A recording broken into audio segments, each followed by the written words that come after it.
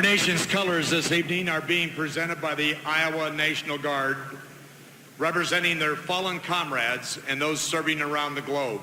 They are from the Army Guard, Sergeant Chris Tees, Specialist Brian Llewellyn, and from the Air Guard, Staff Sergeant Aaron Umphris and Staff Sergeant Orville Head.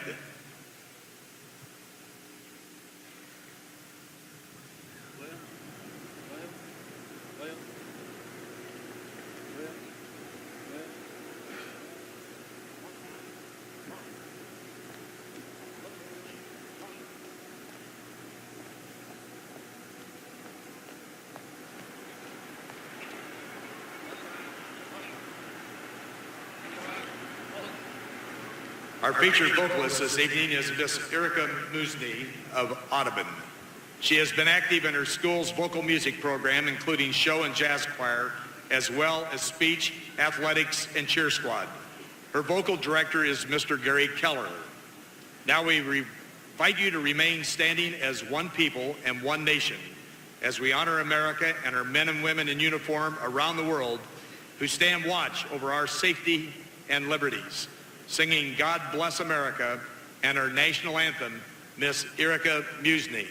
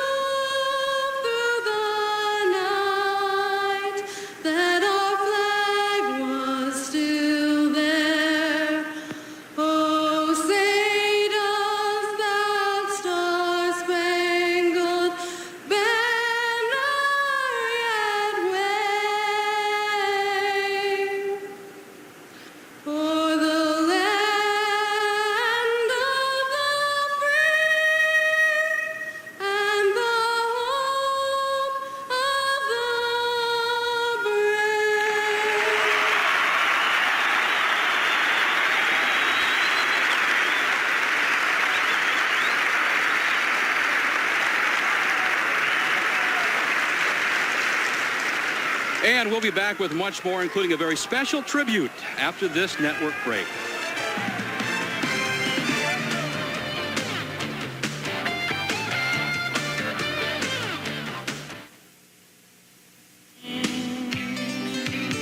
According to the 2004 Electric Utility Residential Customer Satisfaction Study by J.D. Power and Associates, customers of Mid-American Energy rank us highest in customer satisfaction based on factors such as power quality, reliability, and customer service.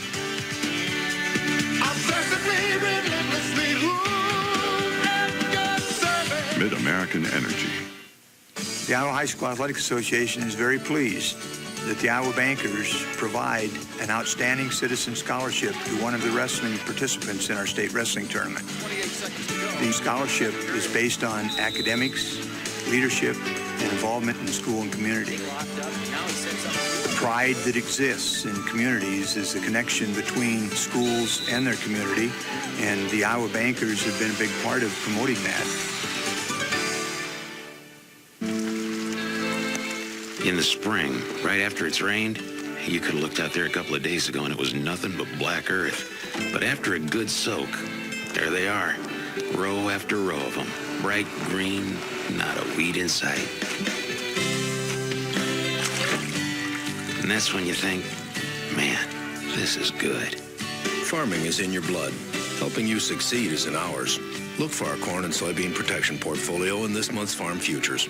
Started out with the daddy-daughter Valentine's dance. Right when he walked in the door and we were ready to go, I noticed that he didn't have a flower. So then I realized when I saw her eyes that I blew it. I said, Dad, we have to get a flower right now. Stopped at a number of different places and just didn't get the satisfaction until I stopped at the Hy-Vee store. I was just glad we could help out. When I saw it, it was absolutely perfect. She also told me I wasn't the first one that was late getting a flower. These things happen, that's why we're here. 119. And welcome back to Veterans Auditorium. Now let's go down to the floor and public address announcer Bud Legg. Ladies and gentlemen, we invite your attention to the center mat where Iowa High School Athletic Association Executive Director Mr. Rick Wilco and members of the Board of Control will be presenting a special award to former Assistant Executive Director David Hardy. Mr. Hardy is being accompanied tonight by his wife Kay, granddaughter Alex, and grandson David. Since 1971, Mr. Hardy has overseen the state wrestling tournament. His knowledge and attention to detail have combined with the talent of the athletes and coaches and the support of parents and fans to elevate this tournament to the best in the nation status. On his watch, attendance has increased over threefold. The number of state qualifiers and medal winners has doubled. The state dual team tournament has been created, and a vigilant emphasis on safety and sportsmanship has taken place. His national reputation of wrestling rules has elevated Iowa to a national presence in wrestling. Tonight is his final state meet as tournament manager. And at this time, we invite you, the wrestling fans of Iowa, to join Mr. Wilco and the Board of Control in showing appreciation for Mr. Hardy's unselfish service and dedication, which has made Iowa high school wrestling an exemplary model for the rest of the nation.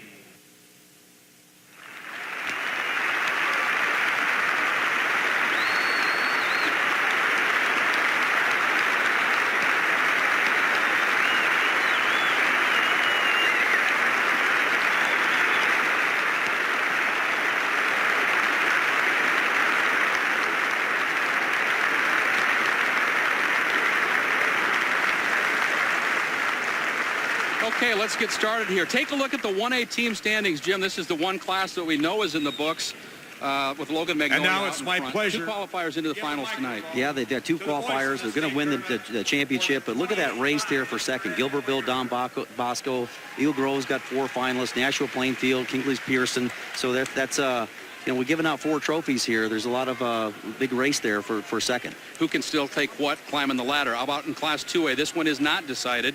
And the 3A, neither is that either. We'll get to those as well, as it's going to be, a thrilling night, I guess, is the best way to put it. And there's the 2A look with Emmitsburg's Ehawks, Emmitsburg, Armstrong, Ringstead. 2 in the finals tonight, 9 points better than Centerville. Centerville with the 3 qualifiers tonight. Well, Centerville would have to run the table and hope to get a little bit of help from the from the rest of the field here. But here's the race in 3A, Tim. I mean, the 107.5, 106 by Lewis Central. Iowa City West has 3 finalists. A head-to-head match against Waverly Shell Rock, who has 4 in the finals.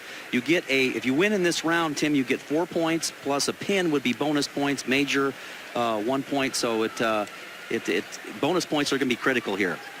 Well, I think it's time to get us out of the way and get to the heart of the matter. The guys on the mat in Class 103. 103-pounders going to the mat here at Betts Auditorium in Des Moines. Get you set, introduce you to the men that have worked a lifetime to get to this moment, to be a state champion.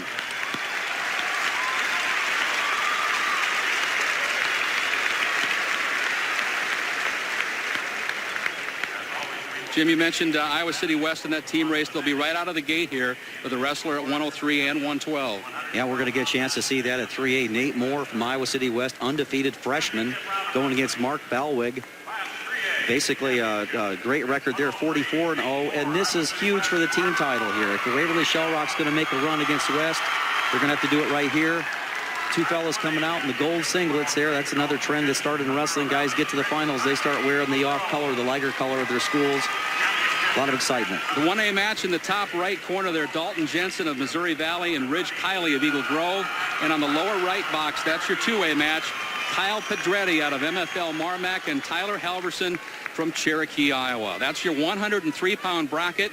We'll keep you posted on both of the matches to the right as they progress. You'll be able to see the score and the time there below once the matches begin. And, of course, on the left side of the screen is the 3A match, as Jim just mentioned there. Nate Moore out of Iowa City, 33-0, and Mark Balwig out of Waverly Shell Rock, 41-0. A pair of freshmen. It's, I guess, not unusual. That first weight class, you got to look for a youngster sometimes that still hasn't put on the pounds. Yeah, but these guys are really well built, and they've been in the sport for a long time. Probably won several kids' belts, so to speak, and a lot of experience out here for 2 young wrestlers. All right, let's get it started. Mark Ryland in the Iowa City West chair for the coaches. Rick Caldwell over for Waverly Shell Rock, and a quick shot. Actually, you look at that, the only way you can tell these two apart here is the ankle bands here, and Balwig has the green ankle bands on your left, and he's representing Waverly Shell Rock. So, great situation here. Tied up there. And these guys have to know, where they are with regard to the team. I know that, they train as a team, and so it would not be unusual to see these guys come out here a little tight. There's a nice shot there by Moore. Fights it off to Balwig. He'll go to Iowa State next year. Yeah, and Nate Moore is the cousin or nephew of Cliff Moore, who wrestled at Iowa last year and was the NCAA champion. Step there to the boundary, and they'll take him back to the center of the match again. Jensen leads on your 1A match there, 2-0. Still no score in the 2A match on the bottom right. See the pin situation up there up top. Eagle Grove's wrestler getting turned over there. That's Ridge Kiley.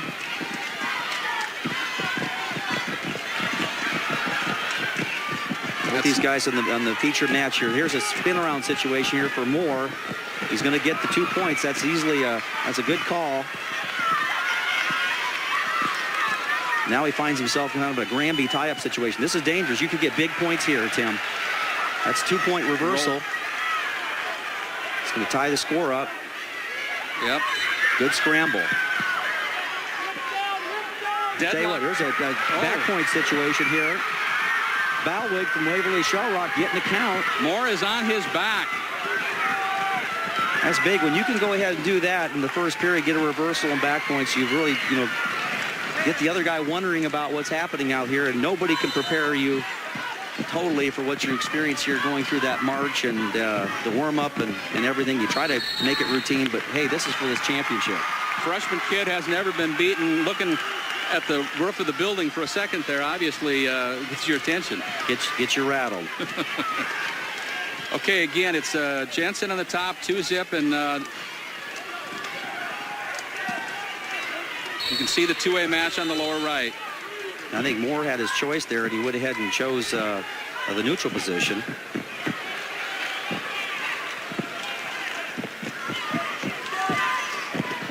know, when a freshman gets to this level, you can usually see somebody who's really proficient on their feet, and that was a beautiful snap down. Brought Moore right back into the match. He feels like he's the most talented wrestler on the feet. When that happens, 4-4 score now.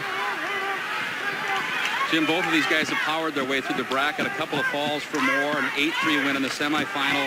Balwick, meanwhile, a fall has pinned his way through this tournament. 5-4 score here. Balwick ahead after the escape.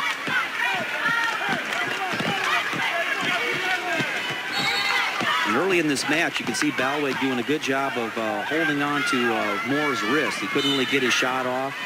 Here you see him moving to a 2-on-1. Now he comes to a shot of his own. Driving into him. He's got the outer third of the mat to work with. And notice how Moore, from Iowa City West, stuffing the head. He's pushing the head down. It's very difficult to lift your opponent when you have your head stuffed like that. Balwick does get up. He's keeping his head down and looking for the big move here over here at the cradle. That's really not going to be very effective, but able to control there underneath that the knee there. Yeah, and you've got to figure he's got to hit another. When it's his choice, he's going to go down, probably get an escape. So he's in effect kind of got a 2-point lead here with the strategy that Moore's taken. Again, Moore with the red leg band, Balwick with the green. And that's Moore with the nice little shuck there, I guess, kind of, and gets behind him in the takedown. He takes the lead. This is decision time here for him. He's got to try to ride his man out here, trying to help clinch not only his title for himself as a freshman, but the state title for his team. There's an escape. 21 seconds left. He feels pretty comfortable in this position. Watch him try to limp that right arm out. It's the key. As he bounces head off the mat and limp the right arm out. Balwick this time does a good job of getting to the wrist. That takedown there, the escape there was really critical. Now it's a spin around situation. Both up. They'll go back to the center of the mat here in the second period. All tied up. 22 seconds left in the second period. And again, Balwick, had a free. He feels comfortable going down, and that's a position that Moore did not feel comfortable in. He chose neutral, so he's going to let him up and try to win it here with a takedown or two. Now in the third period, I misspoke. I looked at the wrong clock there. Just getting underway in the third period. Balwick gets the 1 point. And a 7-6 score. Waverly Shellrock trying to catch up with Iowa City West. They win here. They get 4 points. They would come within 1/2 point of the team lead, which Iowa City West has right now. This is a position where Moore has had some success. We'll see how well Balwick has adjusted to it, being underneath. It seems like he's been able to keep his chest down. Like you mentioned the head earlier there, it was chest on his back. Again, keeping his weight down. Yeah, well, what happens here is the snap. If when he gets to the collar tie right here, he's really comfortable with that being Moore. Now he takes a shot, a little half shot. Fought off pretty well, but Balwick held on a little too long. Now he's got to be worried about back points. Moore goes out in front with the takedown. Now with 1 minute left in the period, Moore has to make a decision whether he's going to go ahead and there's a Granby roll situation. He's going to try to ride him out here. That looks like the strategy here, to ride him out now. He's the first time he's really made a conscious decision to keep Balwick down. We'll see if he's successful doing it. Tight around the waist. Riding strong. Well, he really is. He's a good tight waist ride, and going to call a stalemate. There, yeah. Taken back to the middle of the mat with 36 seconds left. Well, these are the situations, Tim, you work on all year. Start at the beginning of the season. 30-second escapes. Good tight waist. Notice how he's dropped down to the hip. He's not around the waist as much as he dropped to the hip. Balwick had a difficult time getting out of that. Notice there on the top corner, Matt, that's Missouri Valley's Dalton Jensen. He's your champion, just a sophomore in Class 1A. Old Moore riding on the right-hand side. He's showing a lot of savvy here for a freshman. Now he drives back here. Now here's a scramble here. What's going to happen here? A reversal and back points. Unbelievable. Moore is... Actually, Balwick with the reversal, back points. He's going to win 11-8, and he just tightened up this team race. What a move. What a way to get this night started. Well, I tell you what, Waverly Shell Rock's got a great contingent down here, and they're all on their feet. Mark Balweg, a freshman, will finish the season 42-0 and is the state champion in Class 3A at 103 pounds. Unbelievable. And on the 2A mat, finishing up just a second ago there, that's Tyler Halverson of Cherokee, who wins the 2A championship at 103 pounds. Well, there you see Coach Caldwell hugging his young stallion there that, again, great stuff. And we'll be back with the next weight class after this local break.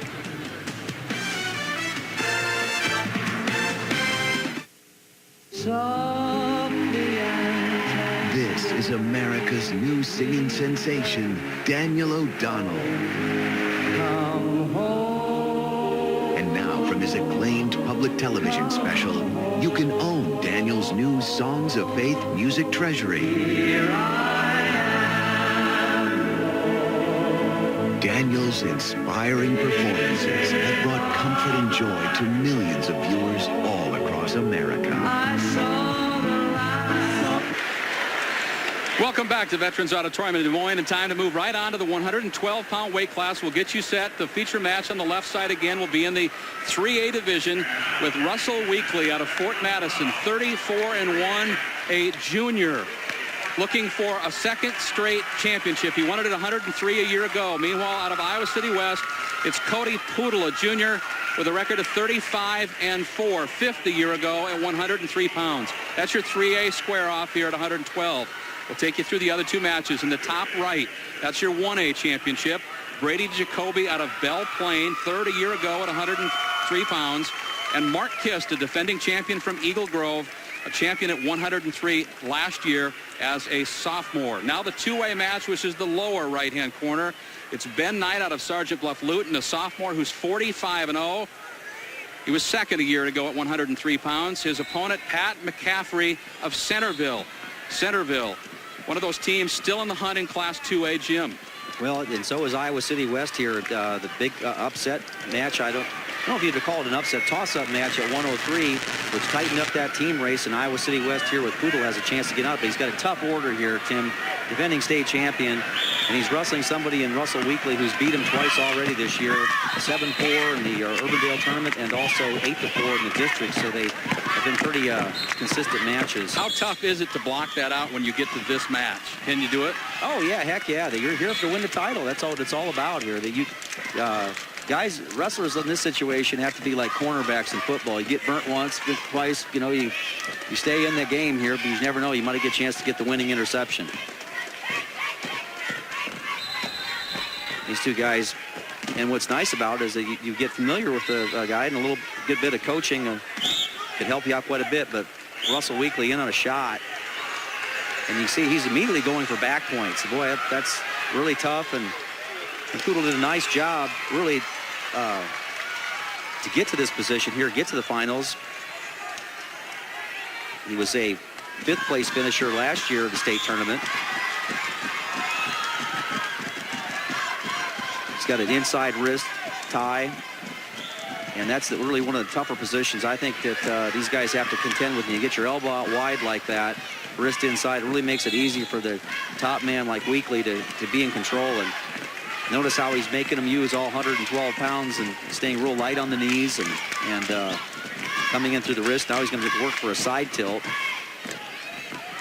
You mentioned state champions, Tim, but on the 1A mat, Mark Kist, the defending champion, out to an early 2-0 lead in his match. Yep, exactly. Now Weekly able to get the wrist behind the back, and a lot of times you'll see a guy when they're confident, they'll start coming out around the head. When the referee sees, well, that's the period's over with, so they'll go into the second period. Nice period for Russell Weekly from Fort Madison. First period coming to a close on the 1A match, and on the 2A match, also scoreless, although there's a shot.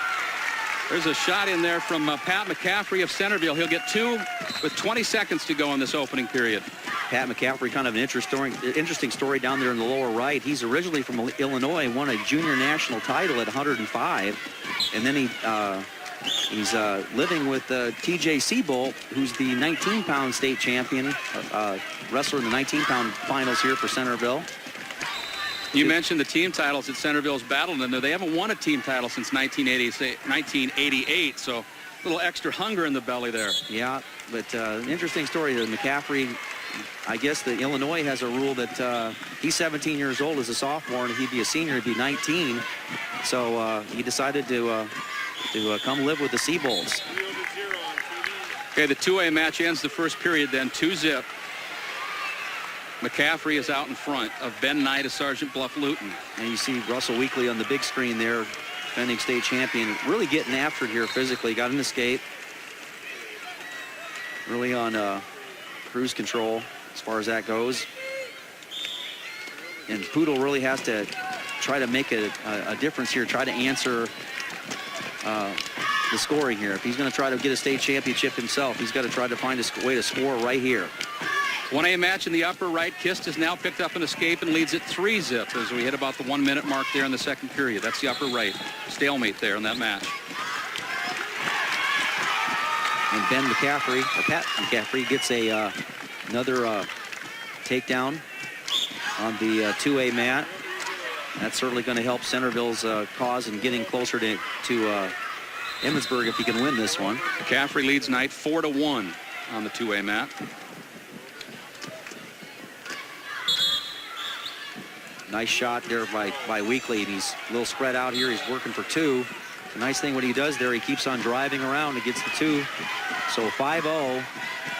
Boy, with his ability to ride in the top position, Tim, I think he's, really cruising there. Just 10 seconds to go in the second period with that 5-zip advantage.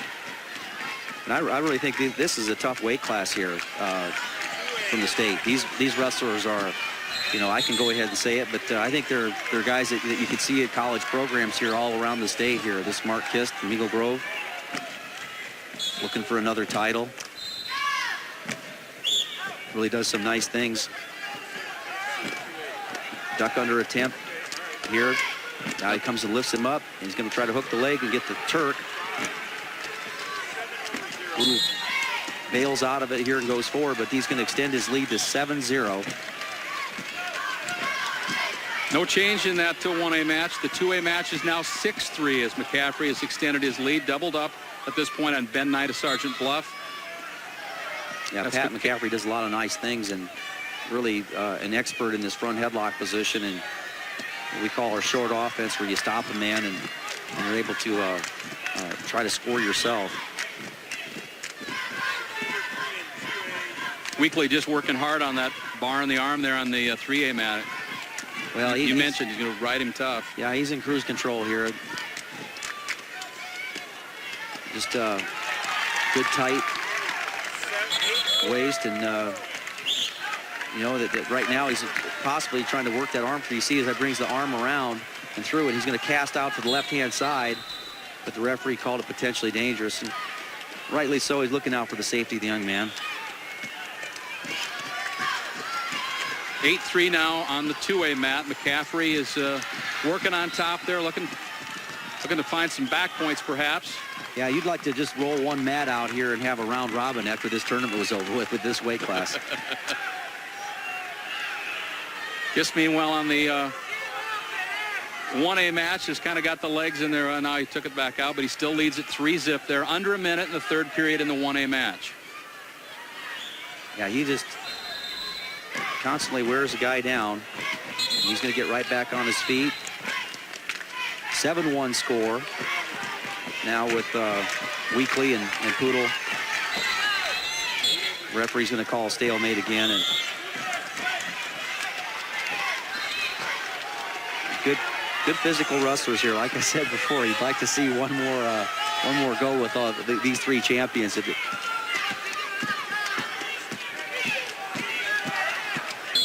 Weekly coming in on the shot again. Going to work towards the edge of the mat.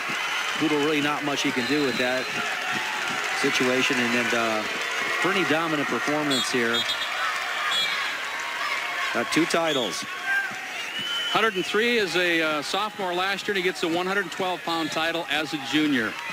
Meanwhile, that the 1A match has tightened up, Jim. Now 3-1 as Jacoby was awarded a point. Well, that's Mark Kist, and he's been here before, and he's not going to let the call from the officials as far as the stalling goes and really affect the way he's going to go at it. He's going to stay in the top position, and clock winding down here, and he's going to pick up another belt himself. Two-time champions at the 112-pound weight class. Kist a winner last year at 103, and he gets the 112 this year. 42-0. Proud tradition at Eagle Grove. That leaves us with the 2A match that's underway, and it's Pat McCaffrey out of Centerville, just a sophomore and with a deceiving record there at 22-0, out in front handily at 12-4. Again, an important match in that team race. Yeah, he really does a nice job, and then he's trying to, right now as the match stands, he gets a major points. Yep, there's 50 seconds left, and the score is 12-3. 12-5 now. 12-5, excuse me. That's a 7-point lead. So Caffrey, in order to help his team out, needs one more takedown, and he just picked it up right there. And that's just textbook stuff, and he's just a sophomore. They'll reset it with 35 seconds left in the match. Brady Jacoby, who was third at 103 a year ago, the number 2 rated kid in the class. I'm sorry, I'm on the wrong match there. I should say Pat McCaffrey, the number 1 rated kid in the class, and Ben Knight, number 2, 1 and 2 here. Not only number 1 here, but also junior national champion at 105 pounds. So this is a man that does a lot of, young man does a lot of summer wrestling. And the coaches are really wanting him to go after here. He's working for the team now. They want him to take the man to his back and look for something big, but, you know, there's the high crotch. And he just fights it off real well. And 10 seconds left there, and Kevin Cochran will pick up another champion with Pat McCaffrey. 5 qualifiers came in and 3 into the finals tonight, so they get things started nicely with the champion here at 112. And 5 team points. 5 big team points.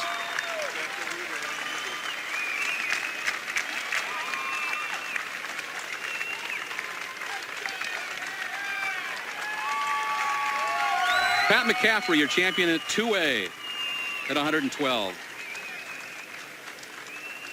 And now to the award stand for the 103-pound weight class medal winners, brought to you by the FSC. Ladies and gentlemen, we direct your attention to the award stand area at the east end of the auditorium.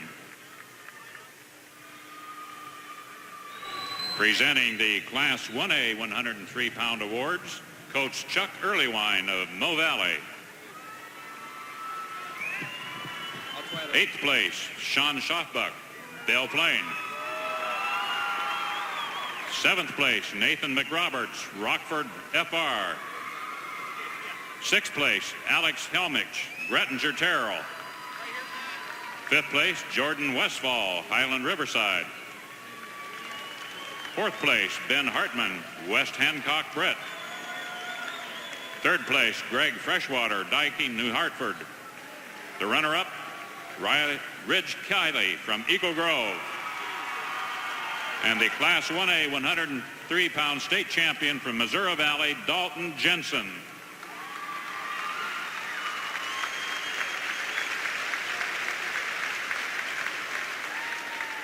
And back with more awards after this network break.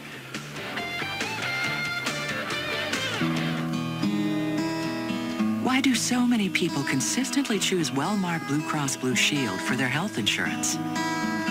They have the kind of customer service that makes me feel like an individual, not a number. 7th place, Ryan Hill, Vinton Shellsburg. 6th place, Daniel Clark, Central DeWitt, Clinton. 5th place, Corey Olson, Denver Tripola. 4th place, Brandon Jackson, Eddyville, Blakesburg. 3rd place, Dylan Miner, Spirit Lake Park. Runner-up, Kyle Pedretti, MFL Marmac. And the Class 2A 103-pound state champion from Cherokee, Washington, Tyler Halverson.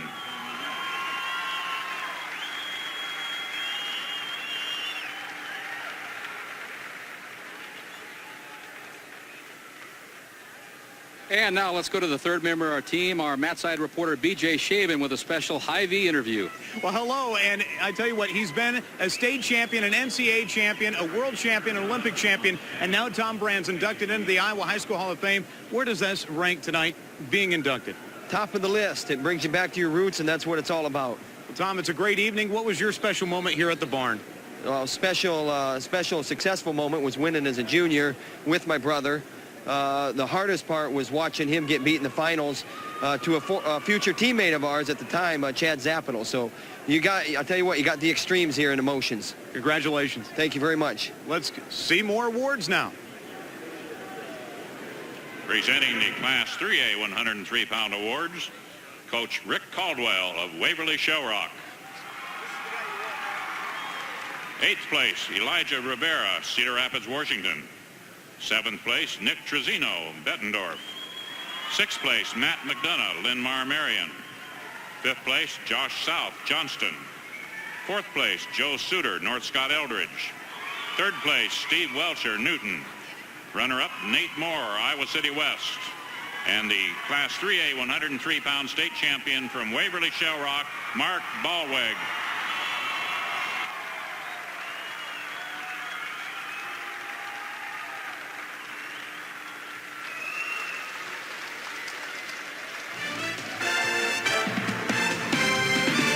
And we're back with the 119-pound matches after this local break. One thing I can't stand is people lollygagging around when there's money to be saved on new cars, trucks, vans, and SUVs. Let's set the table for you. It's number 2 versus number 1 in the 119-pound championship. Montel Marion out of West Des Moines Valley, the number 2 ranked wrestler in the state, up against the number 1 of Matt Kelly out of Dubuque Hempstead. Marion 37-1 coming into the championship. Kelly with an unbeaten 35-0 record. Montel Marion in the orange and black.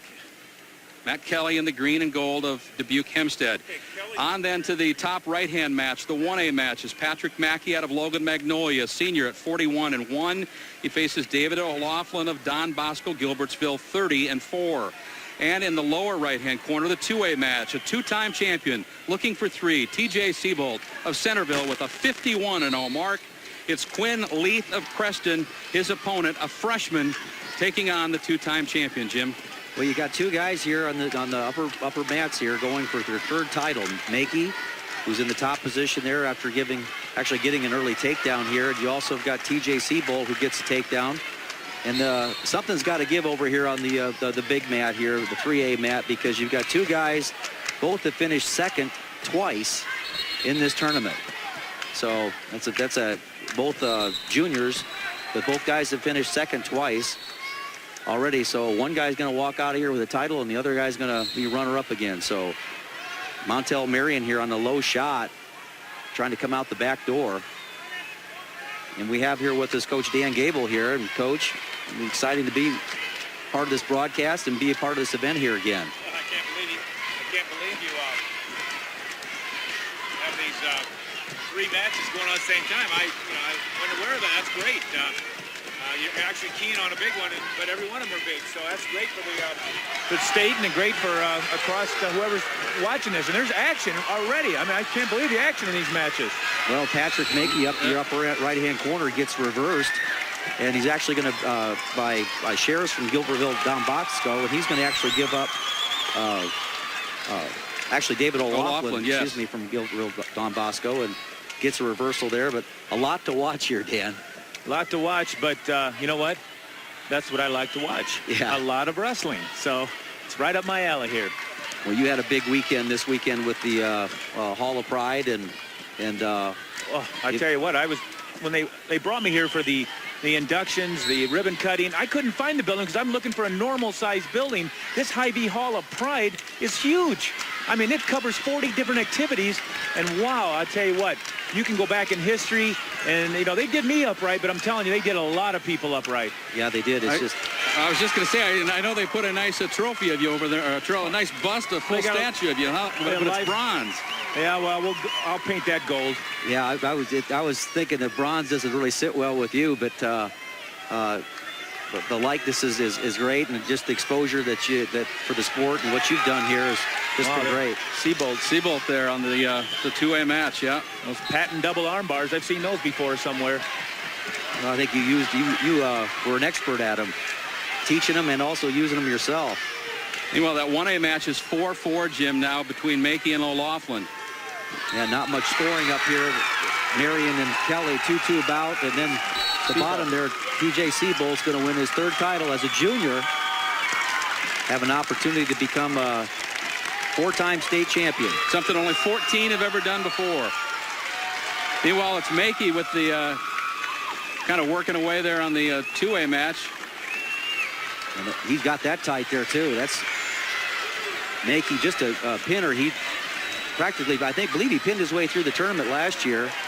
He's got several pins to this point, and one of the main reasons Logan Magnolia is in the spot they are right now with 100 points in the team race, clearly out front. They're on that 3A mat again. We're about halfway through the second period with Montel Marion and Matt Kelly tied at 2 apiece. You're talking about that Hall of Pride, though, Dan, isn't it? That's just a beautiful tribute to what goes on here in our state. Well, I'll tell you what, they have a vision to kind of lead the other states. I think once the other states see what Iowa has as far as this Hall of Pride, as far as offering a lot of history and a lot of motivation for the future, I'm telling you, I think a lot of people will pick up on this, even though it's a pretty expensive project, I'm sure. Well, it's an expensive project, but come prepared to spend a lot of time. There's a lot of information there. It's not something you just walk through and just appreciate here. Actually, you better bring a youngster with you because, it's kind of electronic and it's a computer database. And a guy like myself who's probably grew up in a non-computer era, I have to have my daughter there, Mackenzie, who's, knows what to do to get me to show some of that history. So you better bring somebody along that is knowledgeable about electronics. You bet. I heard you say earlier tonight you were going to be sad at the end of the night, the last go-around in this big building. Hey, I've been crying throughout the entire tournament. I mean, just on emotional matches where somebody gets upset or somebody wins, and you watch the kid and you follow him, and it's really a lot of heart and meaning. And then you watch the other guy, you're happy for that guy, but I'm telling you what, I've shed some tears and I'm going to shed some more tonight. Well, you look at the two guys that are out there right now, Marion and Kelly. Again, between the two of them, 4 second-place finishes. And you're going to be a little bit tight when that happens, You're going out there trying to break the ice, get the first one. And I believe Kelly's a senior and Marion a junior. Right. That's correct. Yeah. So it means a little bit different there. But, Kelly really, this is his last chance. So that 1A match now going to the third period, tied at 4 between Mackey and O'Loughlin. Mackey with a 101 match win streak. It was snapped earlier by TJ Seabolt, who we just saw win his third championship. Well, this is interesting. O'Loughlin takes the down position.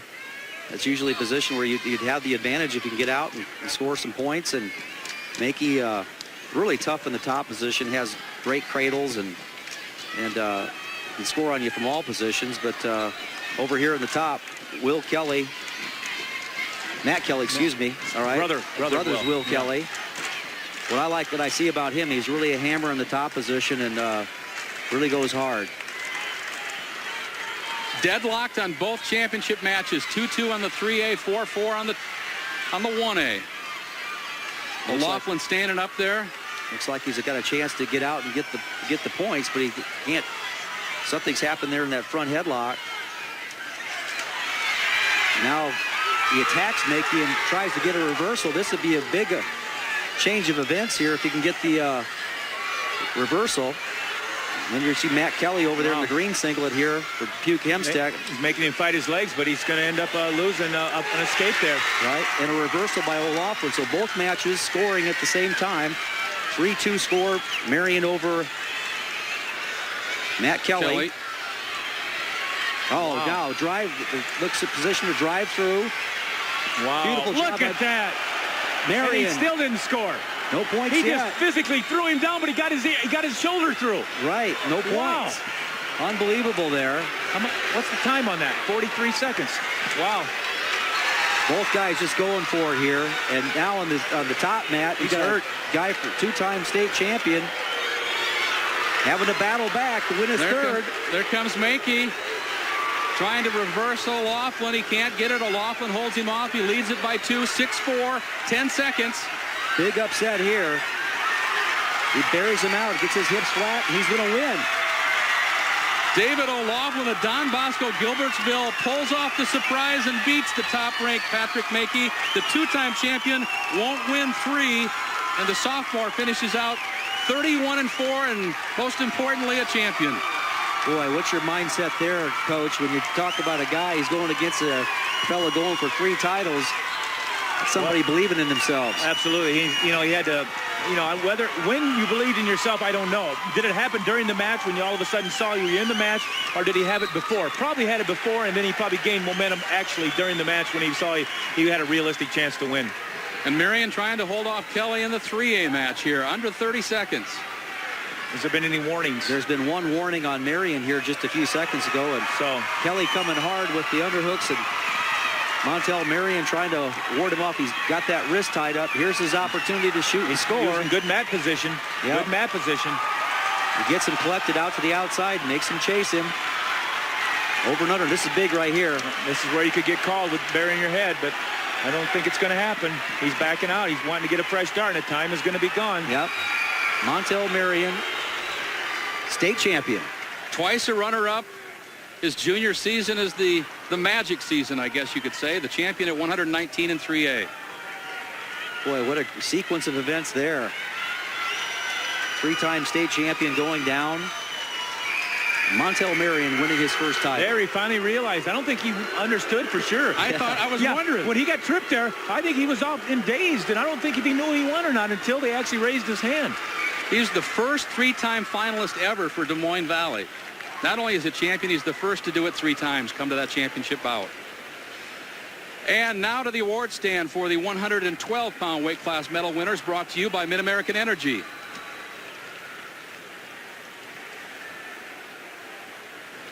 Presenting the 1A 112-pound awards, Coach Darren Schreck of Eagle Grove. 8th place, Cody Goebel, Midland, Wyoming. 7th place, Tony Russell, Bondurant Farrar. 6th place, Trevor Benson, Lawton Bronson. 5th place, Marcus Edgington, Hinton. 4th place, Travis Hargrave, Louisa Muscatine. 3rd place, Jace Thompson, Newman Catholic Mason City. Runner-up, Brady Jacoby, Belle Plaine. And the Class 1A 112-pound state champion from Eagle Grove, Mark Kist. Back with more right after this.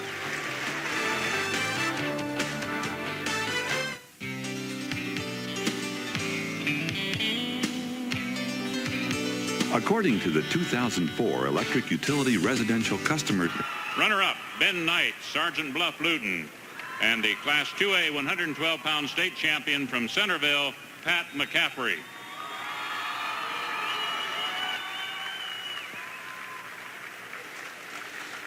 More awards after this.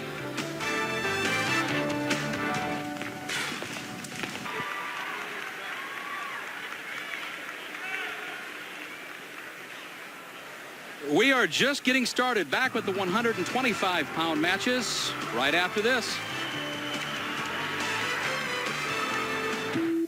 With Option Herbicide, it's a senior out of Iowa City High, a 40-0 record, taking on the number 2 ranked young man at the weight class, Callan Lenz out of West Delaware, Manchester, a senior with a 39-0 record.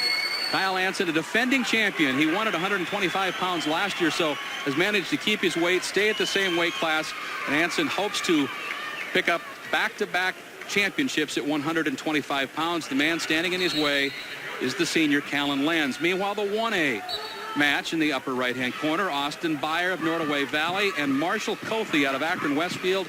The 2A match on the bottom right, J.J. Krutzinger of Columbus Waterloo and Laramie Schaefer out of Winterset. Laramie Schaefer from Winterset, who are also returning state champion that weight class. Actually, I think he won at 119 last year. So indeed he did. Second in 03, 6th. He's been on the award stand every year, Jim. This is a match here with Kyle Anson, young man going for his 3rd state title. Finished 3rd his sophomore season. He's right in there for almost had an opportunity for 4, but he's going to make this 3 and be real happy tonight if he can go ahead and beat Kalen Lenz. Lenz has had a great tournament here. First place in the districts and undefeated on the season himself. So you see him here working pretty hard here. He drops back into a single, and Anson probably one of the more difficult guys in the tournament here to score on here. Great hips, good thrower, go low on you if he needs to.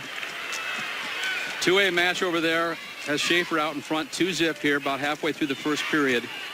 You mentioned tough to score on, and Lenz hasn't exactly scored a lot of points in the meet. Jim, 4-3, 5-1, 8-1. He's been close decisions all the way through the bracket. But he'll take it to get to this opportunity to score points.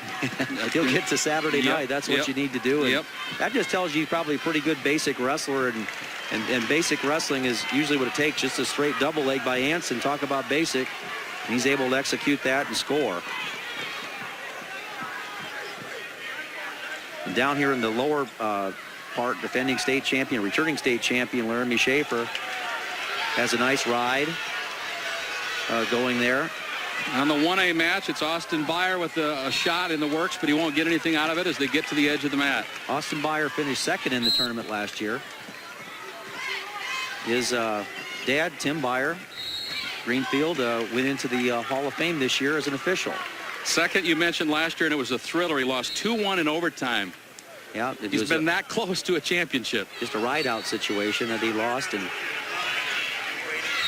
now he's in the down position. But over here, you've got 2-0 score.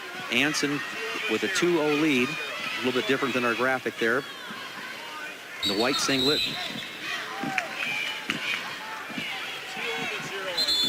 So we've got two fellas out here that are trying to return and win state championships. Kyle Anson, which you see in the white singlet, and also Laramie Schaefer in the bottom picture on the 2A mat from Winterset. And he's up 2-0, actually 2-1 over J.J. Krustinger from Waterloo Columbus. Now 1A match, it's Marshall Kofi of Akron Westfield riding, but he was just warned for stalling in that top position. The match is still scoreless here in the second period. Trying to keep the defending champion down. All right, here's Anson. There's a arm chop situation on the right-hand side. Tight waist. Anson just really seasoned and opening up a 6-0 lead against Kalen Lenz. This is a tough situation for Lenz to be in. This Anson is he's really a tough wrestler. He's great, keeps great position. And you see he's really well developed here muscularly, but he can also move well. Now you see a nice near arm far leg. And he's left-handed, Tim. I like that. You know, I see lefties out there, and it's just a little bit like talk about the southpaw in the in boxing, just a little bit different style. Quick check of the 1A match again as we go under a minute in the second period. Still scoreless, and it's still Kofi of Akron Westfield trying to ride just a freshman. 40-2. And there's Byer working, looking for a reversal. They're in a tough switch situation, but Meyer's got to get his head up if he wants to score. The guy who has his head up will win the scramble, and that's Kofi in this situation. More points for Anson from Iowa City West.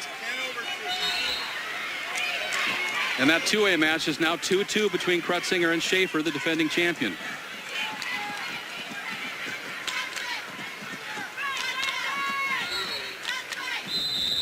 Just you can see just the tenseness here, particularly these two matches here, the upper corners here, really the close ones. 2-2 with Laramie Schaefer. Now he gets on a shot, so he's able to score. So actually they haven't given him the points yet. He didn't find himself in a whizzer situation. Looked like he was going to do it, but Krutzinger did a nice job of stopping it. Now he comes all the way, keeps moving, and drives through. The two. Yeah, and that's what you have to do. You have to get your lower body active when you find yourself bound down in the shot. You got to get your lower body active and drive through. That puts him up 4-2 as they go to the third period. And the 1A match also, just about to get to the third period. Beyer looking for an escape before the horn, and he gets it. Does he get it? Yes, he does get it. Yep, that was big here. And then you also see Kyle Anson just really being dominant here. He's got a left-handed throw in place. There's the fall. Pin. Kyle Anson, back-to-back championships. A winner a year ago at 125, and he'll do it again in big style there. Indeed, big style.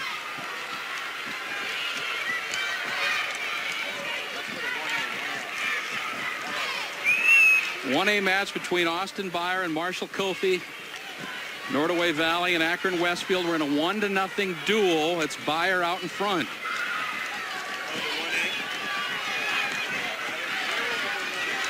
Here we are at the 1A match, and Austin Beyer here getting a last-second escape. And what's ironic about that is that he was in the down position in that overtime match they had last year in the state finals and wasn't able to get out, got ridden out. And this time around, he worked it a little bit better and got a last-second escape, and now he's in the top position, really working hard. Pretty good rider is Austin Beyer. Well, the 2A match quickly, 4-2. It's still Schaefer, the defending champion, out in front. And it's Krutzinger out of Columbus of Waterloo riding, looking to pick up a couple of back points to get the match even as they're under a minute now in the third period. Well, Krutzinger's got tough duty here, trying to turn a returning state champion to win. And he's really working the bar arm hard, but he's not really getting any mileage for it. There's a Granby roll situation here by Kothi. Finds himself in a scramble situation. He's been pretty successful here. Needs to try to get his head up, and he's going to go ahead and take the point. So now it's all evened up. 1-1, 43 seconds left. Who's the better athlete on the feet? Rustinger comes right, Marshall Kothi from Akron Westfield in the silver singlet there, coming right at it.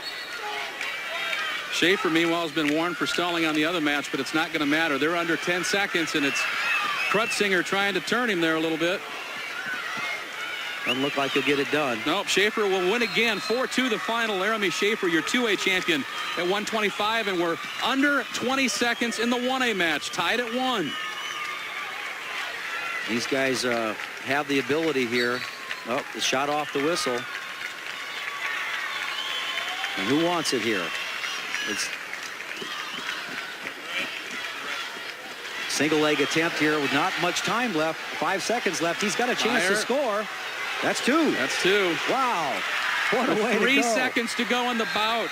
Austin It's Beyer, who lost it at the Horn a year ago in overtime, wins it at the Horn this year. He is indeed the champion. Class 1A, 125-pounder.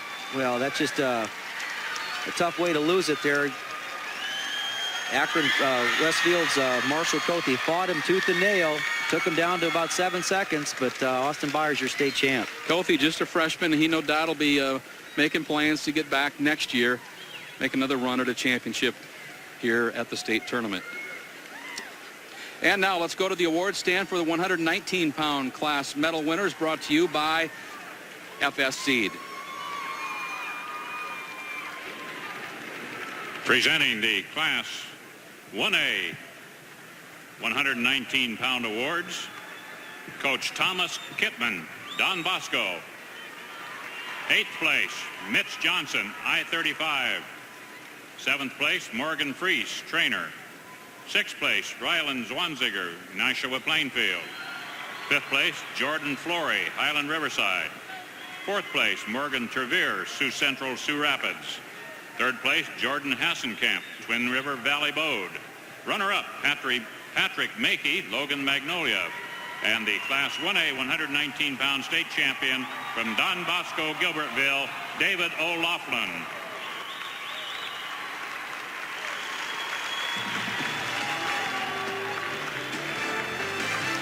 More with, back with more. From Centerville, T.J. Seabolt.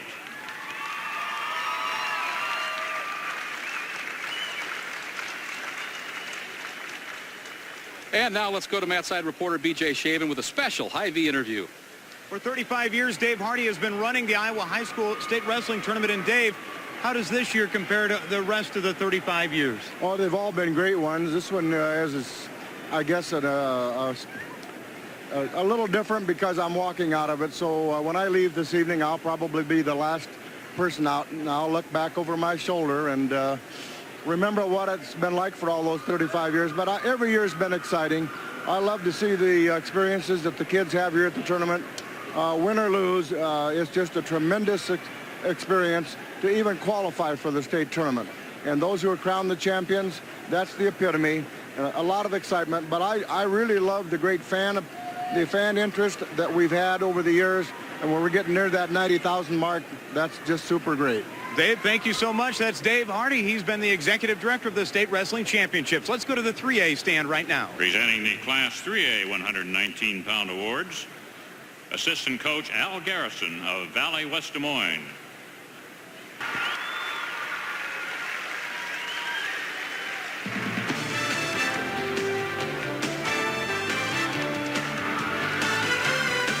Back with 2A matches.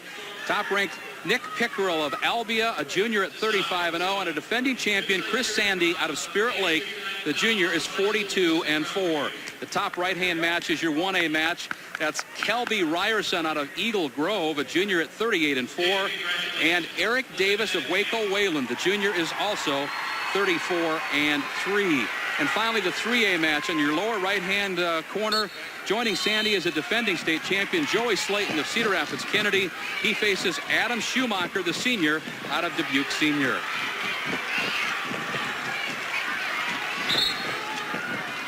The 2A match, Nick Pickerel and Chris Sandy, Albia and Spirit Lake.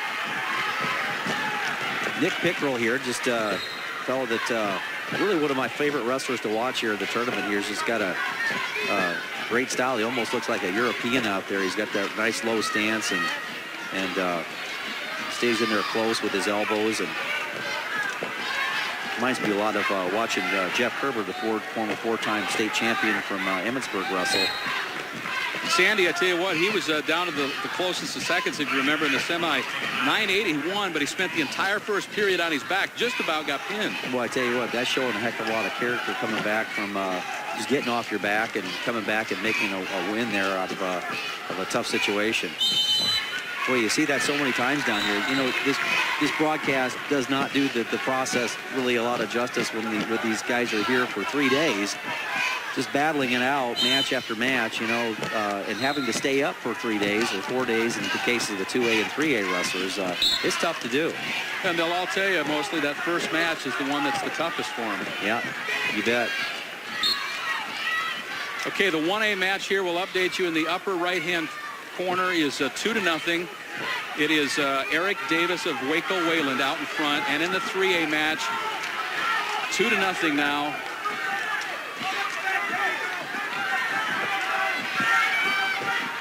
See Sandy here from Spirit Lake Park. He's in low single. He's trying to come out the back door, but Pickerel really pretty poised in here. He's locking in the crotch and with his arm. He's kind of pecking at the ankles. He's got the ankle secured, but nice job by Sandy coming out.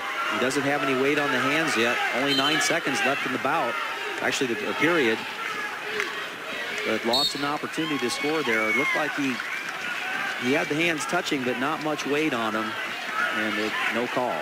Both our other matches still 2-zip. Joey Slayton there on the bottom right, working on top with the advantage. First a year ago at 119, twice second as a freshman and a sophomore. Hopes to become back-to-back champion.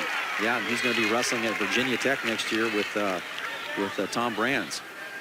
Tom's come in and taken a couple 3 Iowa kids, if I remember right. Yeah, well, that'd be a natural thing for him with all the success he's had. Yep. And of course, Tom Brands going into the Hall of Fame this year, the Iowa High School Hall of Fame, and saw that at the top of the broadcast. So I'm sure he's continuing to look at the talent here, too, for his program. 2A match is now into the second period. They're still 2-0. It's Eric Davis of Waco out in front. And Pickerel in the top position here on our feature mat. Nick Pickerel really, he doesn't look, he was probably a 103-pounder a couple years ago, so he's moved up quite a bit to this weight class. He doesn't look really big, but then you start taking a look at his legs and go, well, you tell you what, he's all man from the waist down. He's got strong legs, and he uses them on the top position too. And here he's got a side tilt action going. It looks like he's going to could get a count. Got a 1 count. And the referee's got 2 fingers pointed out, so he's going to, when that technique is broke, he's going to go ahead and award the 2. Slayton in the 3A match has opened up a 6-0 advantage now, and he's looking, now he's just back up on top, had his man Schumacher there, Adam Schumacher, Dubuque Senior, tilted a bit, but now just squares back up with a 6-0 advantage. Yeah, Joey Slayton, just one of the premier wrestlers in the state this year, and I think you'll see him do a lot of wrestling at the next level. He's just a hammer physically, and if you're going to do that, to wrestle at the college level, you need to increase your strength, and he has it going in. Under a minute in that 2A match now in the second period, 47 seconds. Pickerel will put the leg in. Notice how he waits till the man comes up, then he'll try to put the leg in. There's a spiral ride, we call spiral ride, comes out behind.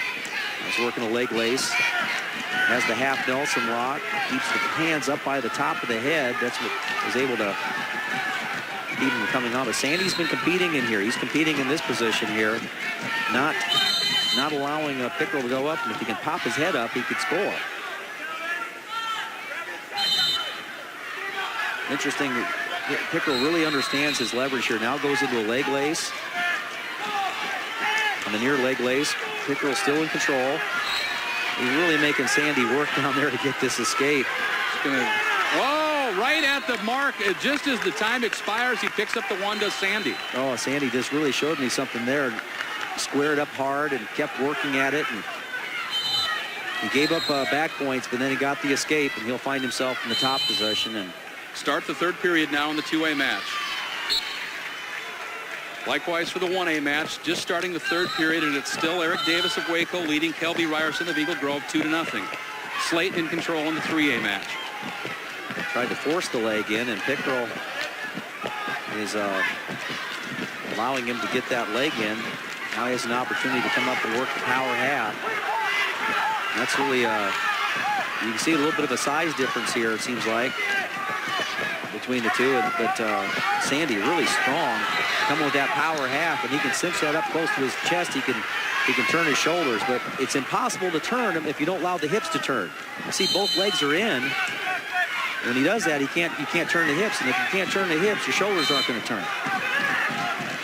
I don't know if you understood that or not. I do. Yeah. I'm just going to agree. I just nodded there. Now down to a minute in the match in 2A. A minute 9 remaining. Still 2-1. Sandy was in a thriller last year, and he won at 8-6 in overtime. So this down to the wire in the title match shouldn't phase him. All the scoring here in the second period. Pickerel with the 2-point near fall. Sandy with the last second escape.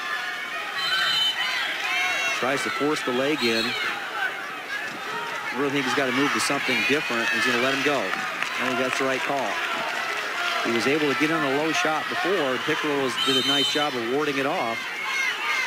About 50 seconds now left in the 2A match. And right now, these are the situations you dream about. You don't necessarily dream about holding on to a lead, but what's your go-to shot? And here's an underarm spin, and he's got this tight. If he can keep his elbow close to him, and he let go of the position. He moves back into a cradle. Pickerel allowing him to come around, but he's going to fight it. Comes through. Unbelievable position here by Pickerel, really being poised. Now he finds himself in a leg lace. Under 20 seconds. And a lot of people would think that would be a 2-point control situation for Pickerel because he's got the head and arm tied in the leg lace. 8 seconds left in the match. Here's where you got to move hard if you're Sandy. Is the head going to pop out? No. 3-1. There's your champion. Nick Pickerel of Albia will finish up 36-0 as the 2A champion at 130 pounds after twice finishing third as a freshman and sophomore. And now in the 1A match, it's Ryerson of Eagle Grove with the takedown to close it to a 3-2 margin, but that's not enough. Eric Davis of Waco Wayland will win it 3-2 despite that late takedown. Davis was not ranked in the state coming into this championship, Jim. Well, the rankings are an inexact means science. Nothing when you hit the mat, right? Yeah. Means absolutely nothing. In fact, it's just a lot of work for these guys to put the rankings together. But it's what you believe in yourself. I mean, what you think about the situation, not what the rankings are. And Joey Slayton is just won his second straight championship. Joey Slayton out of Cedar Rapids, Kennedy, a winner after winning at 119 a year ago. He takes the 130-pound title this year. Joey Slayton, back-to-back championships here at the state meet. A proud moment for the Virginia Tech recruit. Now, for the award stand for the 125-pound weight class medal winners, brought to you by Liberty.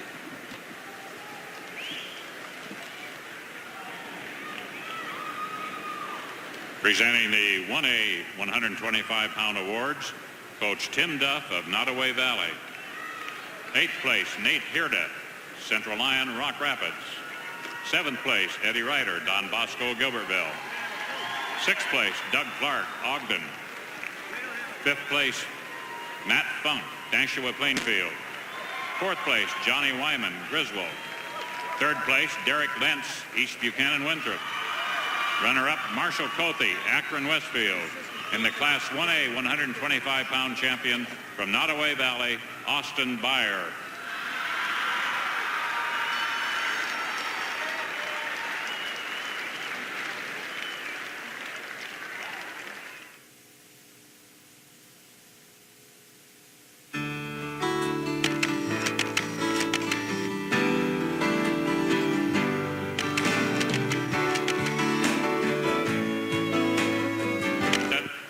Schaefer. Lovestone of Centerville, the junior, is 46-4 up against Luke Saturn of Humboldt, the junior, unbeaten at 38-0. Meanwhile, the other two matches in our corner boxes. The 1A match, Charlie Edelson, the defending champion at 135 pounds. The senior is 38-0 up against Gavin Nelson of Missouri Valley. And in the lower right-hand corner, the 3A match is Zach McCrae of Iowa City and Clinton Whitcomb of Waverly Shell Rock, a senior that's 35-3.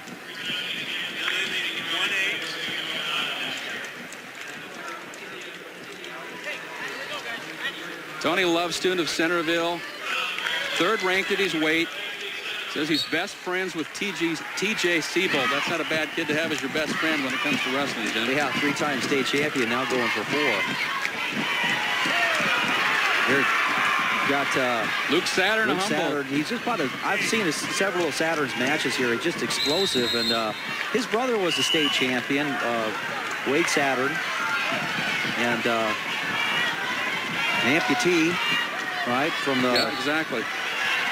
One leg, and boy, he had an impressive tournament. But you know, I would have to think that you know, they did a lot of wrestling. They were the same size, and even though Luke was younger, they're probably the same size. Did a lot of wrestling, and boy, he had Wade used to have an explosive cradle, and does really a nice job of trying to get back points. Got a takedown. I want to mention again an important match in the team race. Lovestone of Centerville. The last time we checked, Centerville had just nudged ahead of Emmetsburg in the 2A race. And there's Luke Saturn going hard. He's really an explosive wrestler on top. He really puts himself in a lot of danger sometimes to get points, but he found himself getting back points, and I believe he got some back points and a reversal. No, just a reversal. 2-2 score. Quick update on the other matches then. In the 1-8 match, it's 4-2. Edelson with the lead, 4-2 there, returning champ. And the 3A match is 4-1 with Zach McCrae out in front. Yeah, and that's also an important team race match here. Clint Whitcomb from Waverly Shell Rock. If he can win that match over there, even though he's trailing 4-1, he could vault his team from second place right now to first. Nice slide by there by Luke Saturn here from Humboldt. He dumps Lovestrom onto his side, and he's immediately will go to try to tilt the guy. He puts himself in a little bit of a precarious situation with his hips off the side. He's trying to look for that half Nelson, and he'll scoot his hips, and really try to suck the man back. But there's only 13 seconds left in the period. 5-2 score. Edelson with another takedown. He now leads it 6-2 in that 1A match. Charlie Edelson, the defending champ of Hudson, against Gavin Nelson of Missouri Valley. First period's over in the 2A match. 5-2. Zach McCray over there on the 3A mat probably had one of the bigger upsets of the tournament here, beating Mitch Mueller from Iowa City West. Never beaten Mitch Mueller before, and ends up getting a last-second reversal to win 2-1. Vault him into the finals. Saturn in the down position, and Lovestone gives him an escape. So makes score 6-2. Nice near arm far leg. Comes up, lifts the leg up. Doesn't have much real estate to work with there, and he'll allow himself to be pushed off the mat and go back to the center. Edelson with a scramble with a reversal for 2 more to Patty's advantage. 8-2 now. Charlie Edelson, they go out of bounds, come back to the center of the mat. Well, we spent a lot of time talking about Joey Slayton going to UNI, Virginia Tech, but Charlie Edelson is going to join his brother, 4-time state champion C.J. Edelson at UNI, wrestle for Brad Penrith. 3A match is 6-2 now with Zach McCray of Iowa City. Second a year ago at 130 out in front of Clint Whitcomb of Waverly Shell Rock. Whitcomb, a 4-time qualifier, looking to pick up the big medal this year. Lovestone trying to get back into this match, trying to come out the back door. He can top his head out, stay off keep the scramble situation going. I always talk about this position here. The guy that usually keeps his head up off the mat can win the scramble, and you see it right there. See that? He kept his head off the mat, which usually means your hips are down, and he was able to score. Cuts the advantage to 6-4 in that match. 47 seconds left. 7-4 now. Saturn working off the inside collar tie. He gets a warning for stalling. He answers the warning with the shot, and Lovestone comes right around off the front headlock position. And even though he's not scoring, he's keeping the pace of the match high. When you're down 7-4, you want to keep the pace of the match high, take it into another gear, and see if your opponent can maintain that intensity. 3A match there on the bottom right is 6-3. 6-3, Zach McCray in front of Clint Whitcomb. Again, an important match in the team race as well. Saturn in on the shot again. One of these low ankle situations where having a trouble finishing it because the opponent's on your ankles, but only 3 seconds left. It'd be very difficult for Saturn to get the points, and he doesn't. 7-4.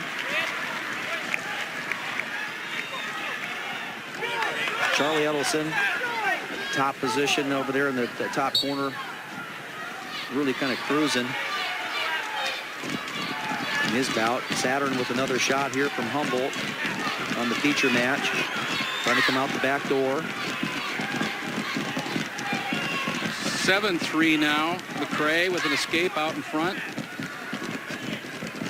See where he's really doing this reach back, and now he tries to roll him back onto his side and maybe get some get Lovestone to panic, but he doesn't. So he's got that ankle elbow deep right there, and it makes it real difficult for Saturn to move. And now he gets into a more favorable scrambling position. Referee calls a stalemate. Edelson, meanwhile, has his man in trouble. Gavin Nelson is scrambling to stay alive as Edelson looks for the pin and back-to-back championships in the 1A match. A minute to go, third period. Edelson trying to put the squeeze on. Now he's got the head locked up. That's awful tight. Yes, it is. Boy, I did another situation here with Lovestone from Centerville. He's got a situation where he calls the points. That's a great call right there on the edge. That's a great call. Allowed the wrestlers to wrestle. Now Lovestone's going to go ahead and actually going to be back down in the down position. Looking to his coaches, and they're talking about going to the freestyle start. Pet peeve of mine. Sometimes they lay their hands on him, but they don't want to let go of him. And that's a classic example of it. He allowed his opponent, Saturn, to dive back into the... If you want to let a guy go, you push him away. All right? Get him away from you. Or run to the front. Gavin Nelson is doing his best to not give up the fall to Charlie Edelson. 40 seconds left. Nice duck under attempt by Saturn. He's coming right back after it. He's got a 2-point lead, and he got on the offensive. Now a near arm far leg situation. Guy that has a head up will win the scramble. And here's Saturn. He's going to get points off that. At least a takedown. Jump up 10-6 and 2 back points to make it 12-6. So 15 seconds left. He's going to camp out right here, try to keep his own shoulders off the mat. And he'll join his brother, Wade Saturn, as another Humboldt state champion. And in the 3A match that you just saw wrap up, Zach McCray of Iowa City, a 9-3 decision. He gets the championship in Class 3A. Happy bunch from Humboldt, huh, Jim? You bet. Well, they're used to winning. A lot of state champions came out of Humboldt, and Luke Saturn's going to be another one. Humboldt coach Bobby Thompson, you and he go back a little bit, don't you? Yeah. And now to the award stand for the 130-pound weight class medal winners, brought to you by Mid-American Energy. Presenting the Class 1A 130-pound awards, Coach Sterling Rex of Wecco Wayland. 8th place, Brandon Bolke, Kingsley Pearson. 7th place, Zach Butterus, Lisbon. 6th place, Spencer Miller, Highland Riverside. 5th, Logan Queck, Nottoway Valley. 4th place, Jason Stump, Clarion Goldfield. 3rd place, Chris Udish, Akron Westfield. Runner-up, Kelby Ryerson, Eagle Grove. And the Class 1A 130-pound state champion from Waco, Wayland, Eric Davis. For Hy-Vee, here's Matt Side reporter B.J. Shaban with a very happy student-athlete. Yeah, TJ Seabolt now joining us. Of course, he won the 119-pound championship in Class 2A. And TJ, you battled through a lot, including Huppenkopf this year, to go 52-0 and win your 3rd state championship. How did it feel? Oh, it felt pretty good. I mean, I went out there, I tried to help the team get points, so felt real good helping them out. I had that pretty tight, so it was good. All right, you go for your 4th championship coming up next year. When does the training start? Tomorrow. All right, congratulations. All right, thank you. TJ Seabolt joining us. Let's go to the 3A award stand. Kurt Simon of West Liberty, a senior, up against Travis Eggers, also a senior, out of MFL Marmac. The top right, your 1A match, Brett Rose of Woodbury Central, the junior, goes up against the 3-time champion, Daniel LeClaire of Northland Troy Mills.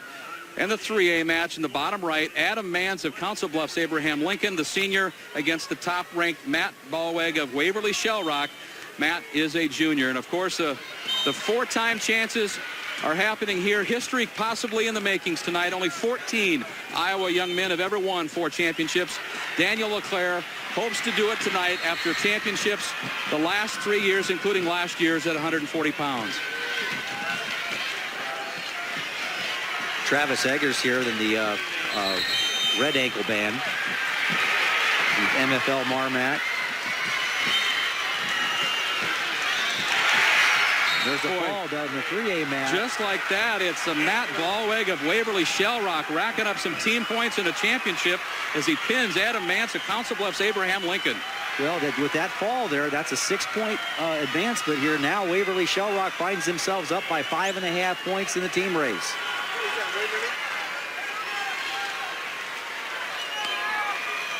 Here you see Travis Eggers in the gold singlet here, MFL Marmac. Of course, Kurt Simon, first place district finisher, career record of 125 and 19. 1A match, LeClaire's got a 4-2 advantage early on as we hit the 1-minute mark in the first period. 1 minute in both of those matches, in fact. And Daniel LeClaire, he didn't really have probably his best match in the semifinals, only a 3-0 win, and but he really gutted it out and went hard, and I think he's really fun to watch here. He just always comes right at you, and of course, looking at him here, just one of the stronger guys. Here's the fall by Ballweg there. You can see the replay on the lower screen there, and that's as tight as you get it. And boy, what a feeling. You just put your team up by 5.5 points. It's double duty. That's what that is. No score here on the feature bout. Kurt Simon comes in from West Liberty, comes in with a, both these guys were qualifiers. Nice high crotch there by Simon. just faked him right out here, dropped and came in, and both these guys are state qualifiers. Break there in the 1A match. Brett Rose had some blood problem, went over to Coach Jim Fisher. They got that worked out, and now they're back underway. Yeah, and now you see the aggressiveness on the top screen there of Daniel LeClaire. He just comes right at it. Here again, a scramble situation where Kurt Simon on the feature mat doesn't get the point, so it's a 2-1 score heading into the second period, and Daniel LeClaire really working hard here. He wants to go out in style. You know, that's got to be on his mind. That's going to be in a situation where he's really working his opponent over. Got that near side cradle. Boy, that's tight. Daniel LeClaire hoping to move his career mark to 167-2, but Brett Rose has got something to say about that with the reversal. Yes, he did. That's pretty impressive there. He put himself right back in the bout at 8-4. And he got some respect from the guy going for 4 here. Brett Rose, just a junior. I like that. You have to like it. Yeah, he did. He's out there competing. Hey, you don't get to the championship match if you haven't put it all on the line. Yeah. And that's the way the first period will end in that 1A match. 8-4 as LeClaire's got a battle with Brett Rose at Woodbury Central. Let's talk about Brett Rose for a second. He's a 2-time qualifier. 41-7 record on the year. Just a junior. Yeah, just a junior. Great experience here, being down here in the finals. So on the feature mat, it's Kurt Simon in the top position. Really working hard with that wrist tie. Right, this is the tough position. Now he comes up with a ball and chain. Call that where they lock the wrist in between the legs right there. You can see his Eggers' right wrist is captured, and good pinning situation. Two good-looking athletes here, though. Well-defined, keeping their bodies in good shape. Eggers had something he mentioned in his notes. I saw Jim. He said he quit when he was in junior high, but his coaches inspired him to continue. Said, quote, "It was the best decision of my life." Well, I think that sometimes guys give up on our sport before the testosterone kicks in, and looks like his testosterone has kicked in. I would agree. Visual evidence. Strong-looking kid. Yeah. Meanwhile, LeClaire is now up 10-5 as we get to about a minute left in the second period. Under a minute in your match there on the feature side. And Simon, working really hard with that 2-on-1. He's got about 40 seconds left. He's competing, drops back in on the leg. I like to see when a guy does that, not just to throw his rear end out and just let him go. He dropped back in on the shot. They go off the mat. So 30 seconds left. Travis Eggers from MFL Marmac, if he wants to battle his way back into this bout, he's got to get an escape. Probably doesn't have to get escape here, but it would sure help. Another takedown for LeClaire. Brings his 166-2 career record into this bout, looking for the 4th championship. He's won 60 in a row. There's the reversal, though, from Rose. Yeah, and Rose has come to battle him here. 12-8 score. And here's where you want to keep your intensity. And now it's a throw position here. A possible escape. He got the escape. Now he's got a takedown here, so Travis Eggers from MFL Marmac gets an escape and a takedown in the last 30 seconds in the second period to jump up 4-2. LeClaire, meanwhile, picked up another reversal there to go up 14-8. He doesn't look like himself a little bit, and I think that's understandable. Sometimes the pressure and the tension, and the other thing has to do with this is Brett Rose has come to compete here today. Woodbury Central with just one qualifier. It was Rose making the most out of that school budget that they took the van and loaded up and came to Des Moines for the week. That's for sure. Too much space in it for the coach's liking, but you like to get down here anyway. Exactly.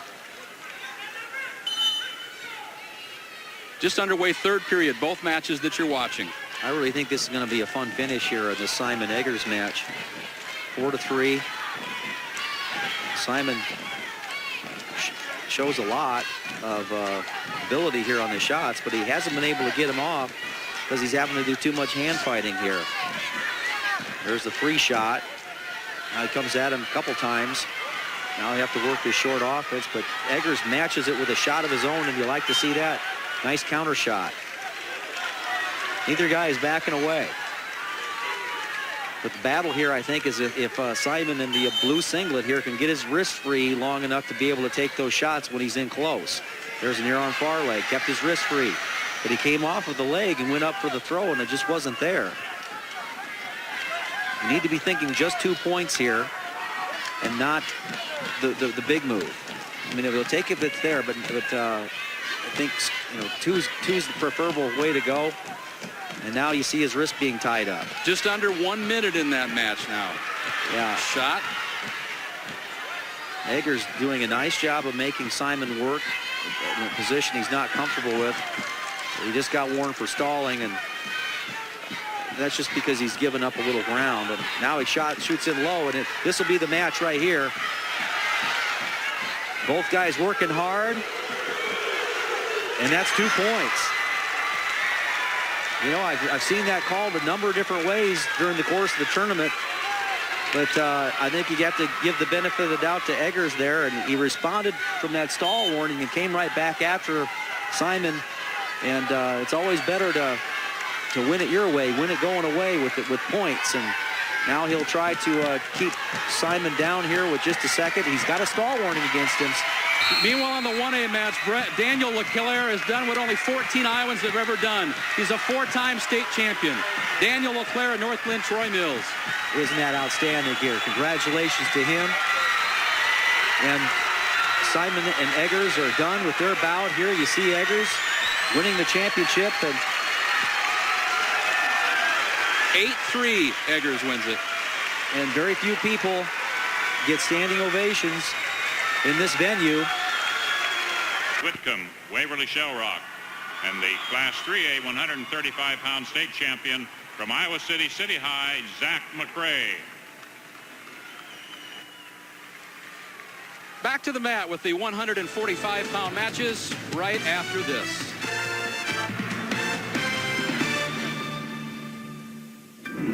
Lennox comes in just a freshman, 33-2.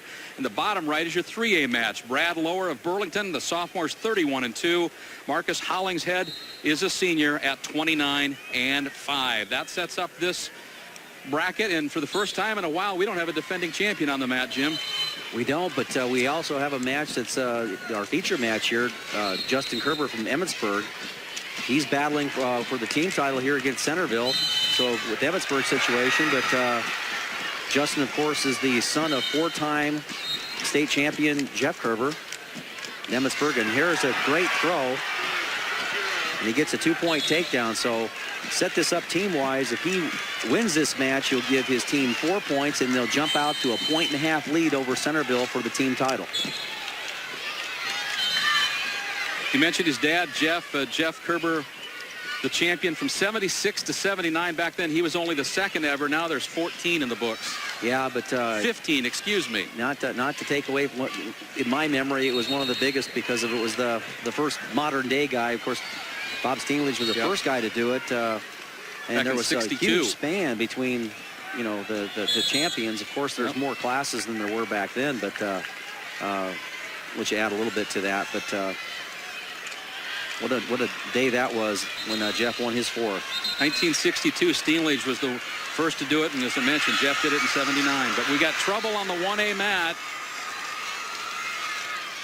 The reversal, and that's the freshman, That's Caleb Evans of Lennox. 33-2 record here, but he's a freshman. And you know, when you have a freshman with 2 losses down here, you can just take those off the board. That's just, you know, growing pains. Get to the finals, you've got something going for you, particularly at a weight class like 145. Most of those freshmen you see in the finals are lightweight guys. Norton picked up the escape there, goes up 3-2 in that 1A match. Quick update on the 3A. It's 2-0 at this point. It's Brad Lower of Burlington with the advantage. Riding against Marcus Hollingshead of Oskaloosa. Yeah, Nate Albert underneath in the feature match. I really like what Justin's skill set is here. Of course, he's the nephew of Olympic champion Randy Lewis. Robin, sister Robin, Jeff, got together at Iowa. Robin was a gymnast, and Jeff, a wrestler, 3-time All-American at Iowa. There's about 10 seconds left, and he's doing really nice control job of riding the wrist, got both legs in, so really difficult for Albert to be able to get out from underneath. These two, you mentioned Kerber and Albers did match up earlier this year, and Justin was the winner at the Osage Duel 16-3, so whether he's got the mental advantage in the championship, I don't know, but he's got one under his belt at least. Well, Albert from Independence. It's tough that when these guys go to these off colors, you're used to seeing the maroon color of Independence and maroon and white, and go with the different color. Nice job by Kerber stopping Albert's first move. Still 2-zip in the 3A match. Brad Laura of Burlington leading Marcus Hollingshead out of Oskaloosa. Stalemate called there on the match. That's the bottom right corner. Yep, and Kerber's going to get called for stalling in the top position. And I think that was, he's going to go to a freestyle start as he gives the referee the freestyle start symbol. Looks for the time. And I think he feels pretty comfortable on the feet. And the nice thing that just reminds me of watching Jeff out there, just the body style and everything. But he can, the one thing that he does that, and I think this comes from the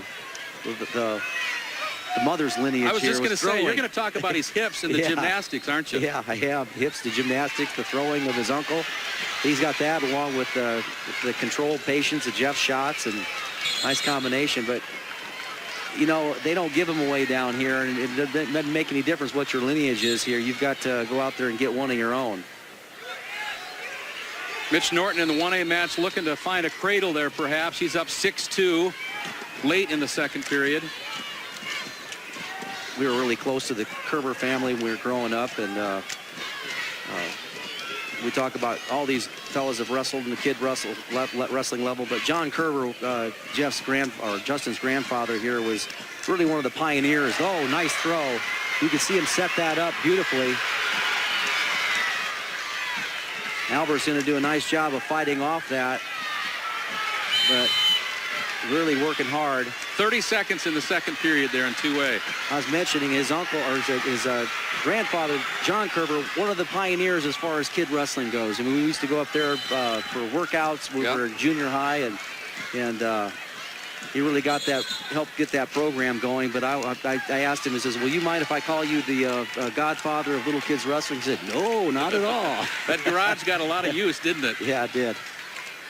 Yeah, the Kerber Garage was the host of many fantasy championships. There were a lot of state championships roll out in that garage. Yeah, and that's the way it was. And he just invited, if he saw somebody tough out there in the state, he invited them to the garage. So there's 2 seconds left in this period. Big move by Justin Kerber. Jump out 9-2. Mitch Norton on the 1A match picks up a couple more. He's up 8-2 now. Norton leads Caleb Evans out of Lennox. Evans just the freshman coming in. Norton, meanwhile, well tested here. Second a year ago, third in 03 as a sophomore. And Caleb Albert trying to compete in this situation now finds himself in another bit of trouble. 3A match, if you're looking there on the bottom right-hand corner, a blood situation with Brad Lower of Burlington. That's why we've got a delay there. They're both gone to their corners, talking to the coaches, Mike Rickert and Jason Wedgbury. On the start here, the third period, but Kerber again doing a nice job of controlling, up 11-2. Really waiting for Albert to kind of try to pop up off of his belly. Now he puts the leg in. He just a nice job of control riding and understands his position really well. Two-time second place finisher, Justin Kerber. Nate Albert, a senior, 24-9 record on the year.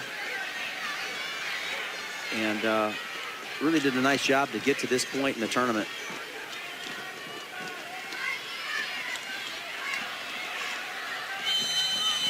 Good, solid wrestling, and it's, you know, difficult to call anybody for stalling when they put 11 points up on the board, but it's pretty much a parallel ride right now, and now he's coming out to the side. And Jump in real quick. Your 1A champions from Nashua Plainfield. Mitch Norton will finish his senior career 40-0. And after being second a year ago, he's the champion at 145 this year. Really solid wrestler, Mitch Norton. Has a good set of skills, and I'd be surprised to see him go on next year and wrestle at some what a multi-sport athlete. He is just a good athlete, and finally takes home a state title after finishing second last year. But with 11 seconds left, the Kerber name continues as far as the respect it is earned in this sport. And Emmetsburg picks up 4 points in the team race. Actually, they picked up 5 points to jump out to a 2.5-point lead over Centerville. So the 2A team duel continues while the Kerber story continues as well. And another Kerber will find himself at the top of the award stand. Meanwhile, the 3A, remember we had a blood delay a moment, and still 1:17 to go in that 3A match with Brad Lower of Burlington out to a 4-0 advantage. He's in the down position with a minute left. Just gets a nice reversal there, and now he's working on a wrist ride, maybe a crossface cradle. Understand why it's called a crossface. Pinching that elbow down. It looks like the Hollingshead, the Oskaloosa wrestlers, really had a doesn't look like he's got much fight left him in this position. Not much energy. Yeah, exactly. Yeah, not much energy there. Brad Lower, 6th a year ago as a freshman, so looking to win it as a sophomore this year. They're right there in the center working, and he's got the cradle, or actually moving to the cross-face cradle.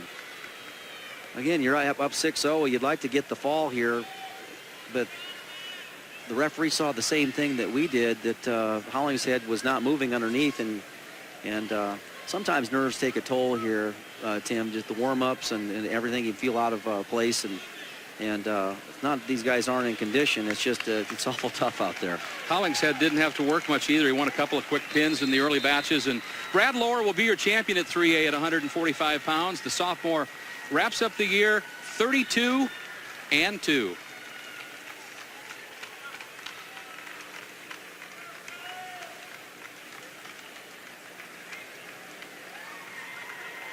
And now let's go to the award stand for the 140-pound class medal winners, brought to you by Balance Pro. Presenting the Class 1A 140-pound awards, assistant coach and father Douglas McClare of Northland Troy Mills. 8th place, David Hutton, I-35 Truro. 7th place, Jacob Hall, Ogden. 6th place, Joe Allen, St. Edmunds, Fort Dodge. 5th place, Eric Shared, Don Bosco, Gilbertville. 4th place, Clint Kirsten, Logan Magnolia. 3rd place, Trevor Kittleson, St. Ansgar. Runner-up, Brett Rose, Woodbury Central, Mobile. And the Class 1A 140-pound state champion, and only the 15th four-time state champion, Daniel LeClaire, North Lynn, Troy Mills.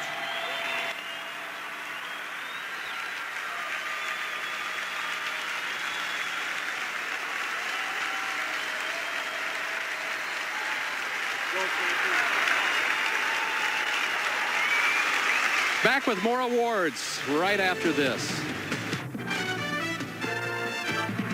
Awards, Coach Chet Bachman, MFL Marmac. 8th place, John Reeks, Bishop Heelan Catholic. 7th, Todd Moan Jr., Sadell. 6th place, Tom Slater, Shenandoah. 5th place, Seth Pugh, Columbus Junction. Nap 4, Brock Ryder, Union LaPorte City. 3rd place, Brooks Kopsa, East Marshall LeGrand. Runner-up, Kurt Simon, West Liberty. And the Class 2A 140-pound state champion from MFL Marmac, Travis Eggers.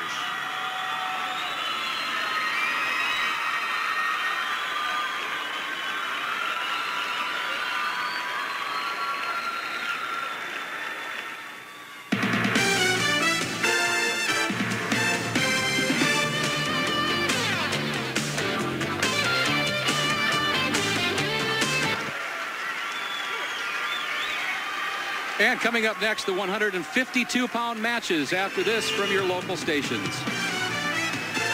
and 3. We are underway at 152. Of course, Ryan Morningstar going for his 3rd state title. He's on his way to the University of Iowa.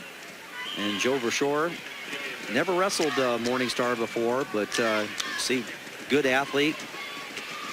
And as we saw before where Patrick Mackey was going for his 3rd title, Jordan O'Loughlin had none of it from Gilbertville Don Bosco. It's not just a coronation here. These titles are earned. When Verschoor has worked his way up the ladder, 7th as a freshman, then 5th, back that up, 4th, 5th, and 7th a year ago, so he's been around the block. You're going to see a wild match there at the top of the screen here with Byler from Winterset versus actually Barber from Winterset versus Micah Keller from Indianapolis here. 2 guys that like to light it up.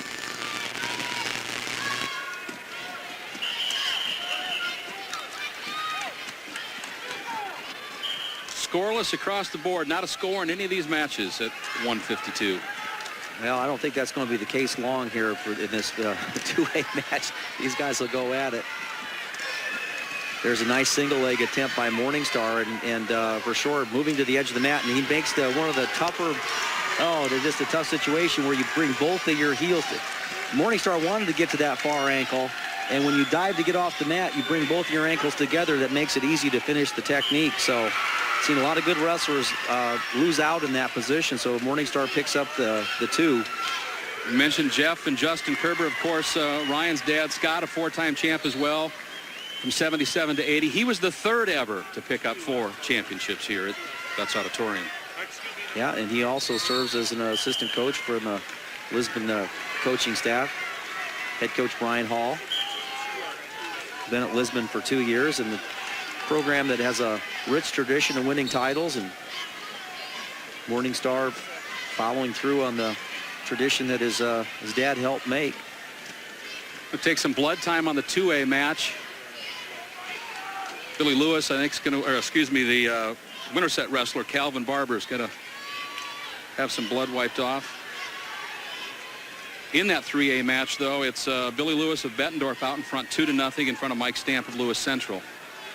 Lewis Central, the defending team champions, coming back, but they're not in the thick of it, shall we say, this year. Well, actually, they're in 2nd place. Oh, Lewis Central is still in 2nd. My mistake. Actually, they're in 3rd place, excuse me, right now. So they're in trophy contention with 106 points. That's what you get wrapped up in the team champion, and you forget. You're exactly right, Jim. There's some hardware to go hand it around, just not at the top of the podium. Right. So Ryan Morningstar rode out in that situation. He's in the top position in the red singlet, red ankle band, and Verschoor just having a hard time popping up. He's staying really defensive in there. Now he's fighting to get hand control, but the problem is your elbows are out. Now he gets a little bit better. He can bring those elbows in. He's trying to fight Morningstar with the elbows in, but Morningstar gets the call for stalling because there's just not enough action to satisfy the official here. 2A match on the top right is just underway here in the 2nd period. Micah Keller in the top, the orange singlet here gets a switch. He gets a 2-point reversal. It'll go up 4-2, and of course after that stall warning on Morningstar, he gives up, concedes an escape.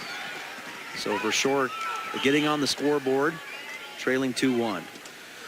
Another injury time stop on the 3A match there between Billy Lewis of Bettendorf and Mike Stamp of Lewis Central. The trainers looking at it, looks like the eye almost of Stamp of Lewis Central. Well, a nice low shot there by Brian Morning. I think he's got a lot of potential to do really well in college. Of course, when you get into a college room, a lot of it depends on how you develop from that point. But some of the technique he employs he does just a nice job of dropping low and getting that shot. And he had a good angle on that takedown there, camera angle, just really dropping his level low and attacking at the ankle. Oh, here's a situation where Calvin Barber finds himself in a little bit of trouble here. Micah Keller, Minneapolis, has that pretty tight. Minute 15 left in the period. Oh, there's the fall. Micah Keller, 3rd a year ago at 145, is the champion at 152 in his senior season, which ends up 38-1. Well, he caught Calvin Barber in a little bit of a scramble, able to stop him there and plant him right at the edge. 12 seconds left in the Morningstar bout. There's the replay. You can see how tight that was. He controls the waist, gets the head up off the mat. Do that. The only thing that's left are the shoulders. Holding you up. So that's the fall and it's state title. 3A match in the small box, 3-2 at this point. So get off to the edge of the mat, 3-2 Calvin Barber, 3-2 Billy Lewis and Mike Stamp. It's 4-1 Ryan Morningstar. Joe Verschoor trying to hold on. He's in the top position. He needs to continue to work up, which he does. Interesting story with Verschoor's coach, Tom Stotch. He retired a couple years back, and then they didn't have a coach this year. He came back out of retirement, brought 7 kids down to the tournament. Verschoor's his only championship qualifier, but Tom Stotch, a guy that is known definitely around the state in the coaching circle. Well, that says a lot when you're able to bring 7 guys down to the show. And Verschoor's doing a pretty good job in the top position, and this will be a position that Morningstar definitely has to improve on when he gets to the college level. You just can't butterfly your knees out like that. And there's a lot of good guys in the top position that like to see that. Doesn't have enough back pressure into the man and comes out in a wide stance. That's real easy to pick up on, but I'm sure they'll be working with them on that. 3A match in the box is 3-2. Billy Lewis of Bettendorf, the sophomore, with the 1-point advantage. Time winding down in the second period of that one, now under 10 seconds. And Verschoor really doing a nice job of riding, but he's not getting there anywhere with it. And when you're down 4-1, you got to make a commitment to try to win it here, and riding is not going to be enough. I think they're going to have a... I think Verschoor's the one that's got some blood that's dripping. Yeah, he just wants to wipe maybe just wipe something off. Yeah. Into the third period now in the 3A match. Lewis is still out in front by the smallest of margins, 3-2. Yeah, Billy Lewis from Bettendorf, first place district finisher, 36-6 record. This guy that picked up his game a little bit in the summertime. Finished third in the Illinois State tournament and second in the Illinois State tournament in freestyle and Greco. Stamp there with the 2-point move. Stamp moves out in front now, 4-3. Lewis Central, as you mentioned a minute ago, there is still a chance to find some hardware in the team race. Brought 9 guys down, 2 in the finals, the first of those here at 152. He says here that his uncle won a state championship. And Uncle Dave Stamp for Tri-Center Neola. So Joey Verschoor in the feature match on the top position, wrestling against Ryan Morningstar, who's going for his 3rd title. Morningstar goes up 5-1 now with that escape.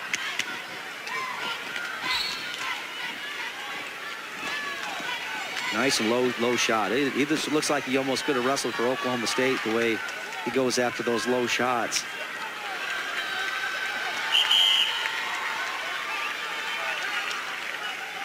Good strong legs, good strong low position, and it makes Verschoor really get out of his athletic stance. When you get down that low, you're not used to wrestling that low.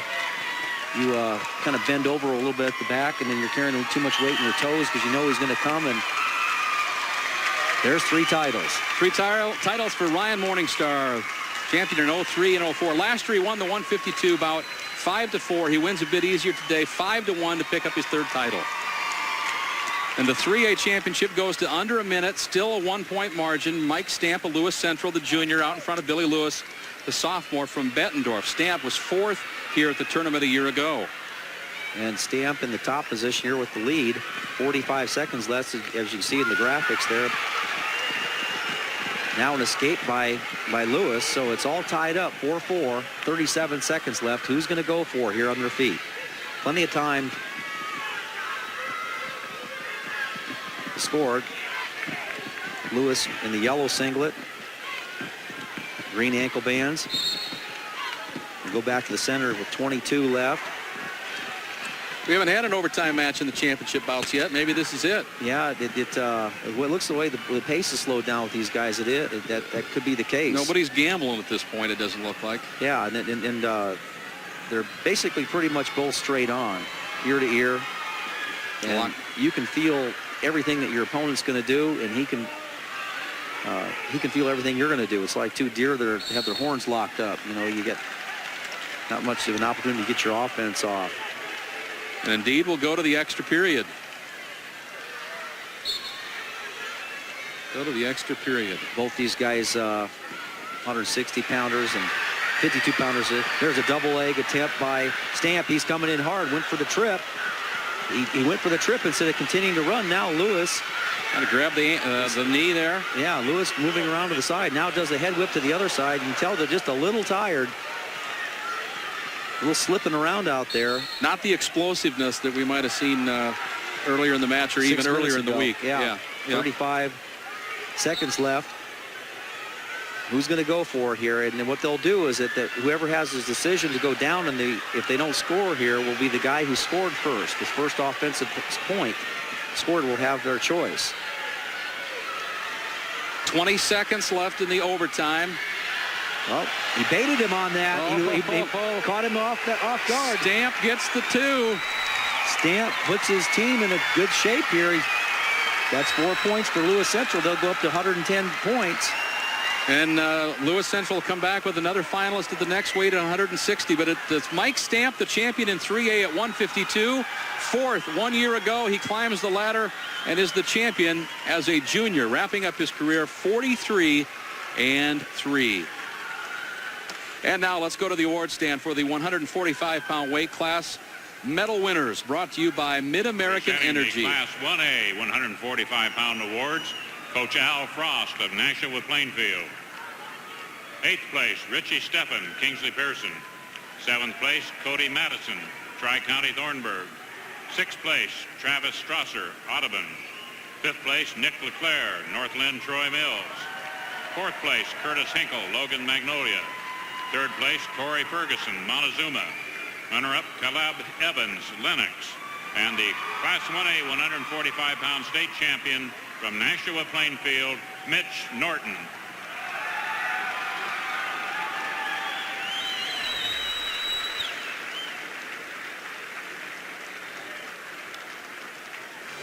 And we're back for more awards right after this.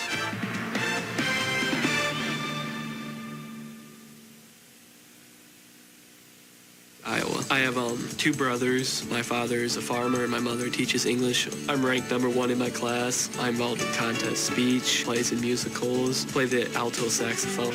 Coach Robert Kenny of Emmitsburg. 8th place, Brandon Dufault, Grinnell. 7th place, Austin Reeves, Glenwood. 6th place, Kyle Davis, West Central's Valley Stewart. 5th place, Barrett Hoppenworth, Ballard Huxley. 4th place, Kyle Chima, South Tama County, Tama. 3rd place, Brett Simon, West Liberty. Runner-up, Nate Alber, Independence. And the Class 2A 145-pound state champion from Emmitsburg, Justin Kerber.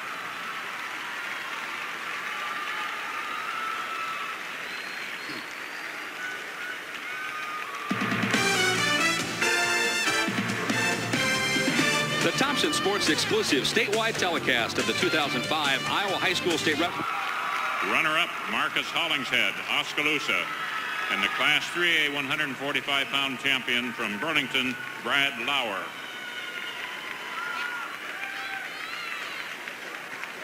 Back with the 160-pound matches after this from your local stations. Central Council Bluffs against Nick Billups of North Scott Eldridge. Waters hoping to go back-to-back for Lewis Central there. Important in the team race as well as the individual. Well, I tell you what, this is a great match right here. Line up right here with the headlock position here with Philip O'Loughlin. He watched his brother just beat a 3-time state champion, the sophomore, and he's a senior, and he gets a takedown right away. This is an exciting moment for the O'Loughlin family from Gilbertville. Potentially dangerous situation. These 2 wrestlers here in the featured match. Greg Myrick from Turkey Valley. These are actually from Protivin, just south of Cresco. O'Loughlin was 7th last year at 152. And he's a headhunter here. He's going for a good situation here for Greg Myrick. He gets a reversal. These two guys, long and lanky for that 160-pound weight class. You know you're going to see a lot of legs and some throws. And Myrick is working his leg and wrist ride right now to tie the score up 2-2. These two wrestlers have wrestled before, wrestling as sophomores, and Myrick won that one and wrestled senior year districts, and O'Laughlin won 12-10. So a repeat of the district tournament. 2A match goes under a minute in the opening period, and it's Brett Hakeman of Union LaPorte City out in front 2-1 against Mitch Artist of Glenwood. The 3A match is still scoreless between Waters and Billups. Now Waters just a sophomore over there, 160-pound bout in 3A. Jimmy Waters has Nick Billups on his back. Waters of Lewis Central, second a year ago at 145. There's Billups gets the escape to come back to their feet. Yeah, nice job by Billups coming back up to his feet there. Waters leads it 5-1 as we end the first period on that 3A bout there. That's your the lower right corner. And he could be thinking major, which he does. That would put Lewis Central into the lead.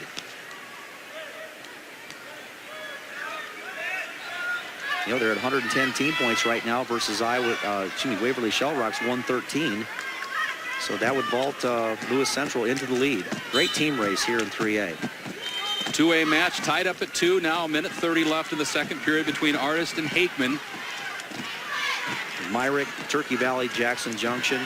You know, this was a 12-10 match in the district final. So, you know, if you ended up on a bad end of a 12-10 score, you want to probably slow the scoring down a little bit.